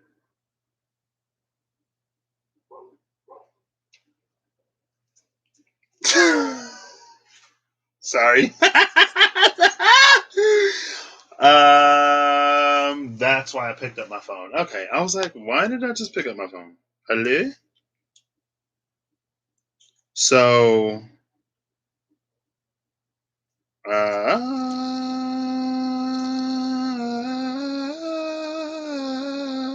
the messenger. That's why I picked this up. So it said, the messenger asks you to question those foundations that are based on fear and submission. She asks you to run between physical and astral planes, questioning the roots of the situation and excavating the parts of it that keep you sound and allow you to breathe, the parts that rally your people and your connection to your community. The messenger asks you to lead by offering truth and elevating the voices of the unheard. Yeah, it's a call to look at the things that we believe and why we believe in them, why we invest so hard or buy into as much as we do. Is it based out of fear or something like that? And this today, this shadowy hierophant, it's us. It takes me back to when I use the vice versa. It's like when emperor energy morphed into hierophant energy. The like it originally became the hierophant because of what the people were demanding or asking for because they felt the way that they felt, and it was the birth of the Hierophant. Hierophant, it's almost like it can't really take anything. We give and we buy into and we believe and we are convinced. And it's not that it's necessarily bad because again, everything has its place. But it's when Hierophant energy started to try to encroach upon the territory of like the emperor or of rulership, and when hierophant energy, it sort of when it began to bleed from that energy which communicates the divine to those who may find a little bit, it bled, it sort of switched from the space of those who communicate the divine to those who are in the space of seeking, who are not as, maybe their connection isn't as strong or they don't trust it as much, where they're still developing in that way, and so they seek out wise sage counsel and advice. And it shifted from that into everything that, like, the dependence and the admiration from more and more and more and more and more people, like what it did for them, and the power that like churches came into at different points in time in history in certain places and locations. Right, it's like it almost became less about the connection to the divine and more about the power and control that they had over the lives of people, and how they could get people to do all kinds of things off of that belief. Right, so it's not that any energy is bad, but it's like if you use anything to excess or when it's under sort of represented, it doesn't serve the entirety of the collective or the entirety of the framework, right? Just like with this Page of Swords, like shadows are important to give depth and dimension. Like reds and blues and greens and yellows and purples are important to give us a truer to life depiction of the beauty that is Earth and the beauty that is created for us to experience from the divine, and also the beauty that is in some ways for us to be able to create for ourselves and the ones that we love and care about, especially in the space of like creating a legacy, right? 10 of Pentacles, leaving something to future generations or for the global collective humanity in general. um, so yeah, that was the end of May into the first few days of June. So I will catch y'all later. I hope you have a good whatever whenever you see this. I hope you're acting in alignment to make all that you wish to experience your reality. When you are in a space of being challenged, I hope you find the strength, I guess, to rise and to create space in your life for that which maybe it seems like you weren't given permission or granted access to. Um, yeah, so I'll catch you later. It was nice. It was lovely to see you, Dee and Amanda, on them car messages. Messages from a soul friend. I love that. All right, I'll catch y'all later. Bye.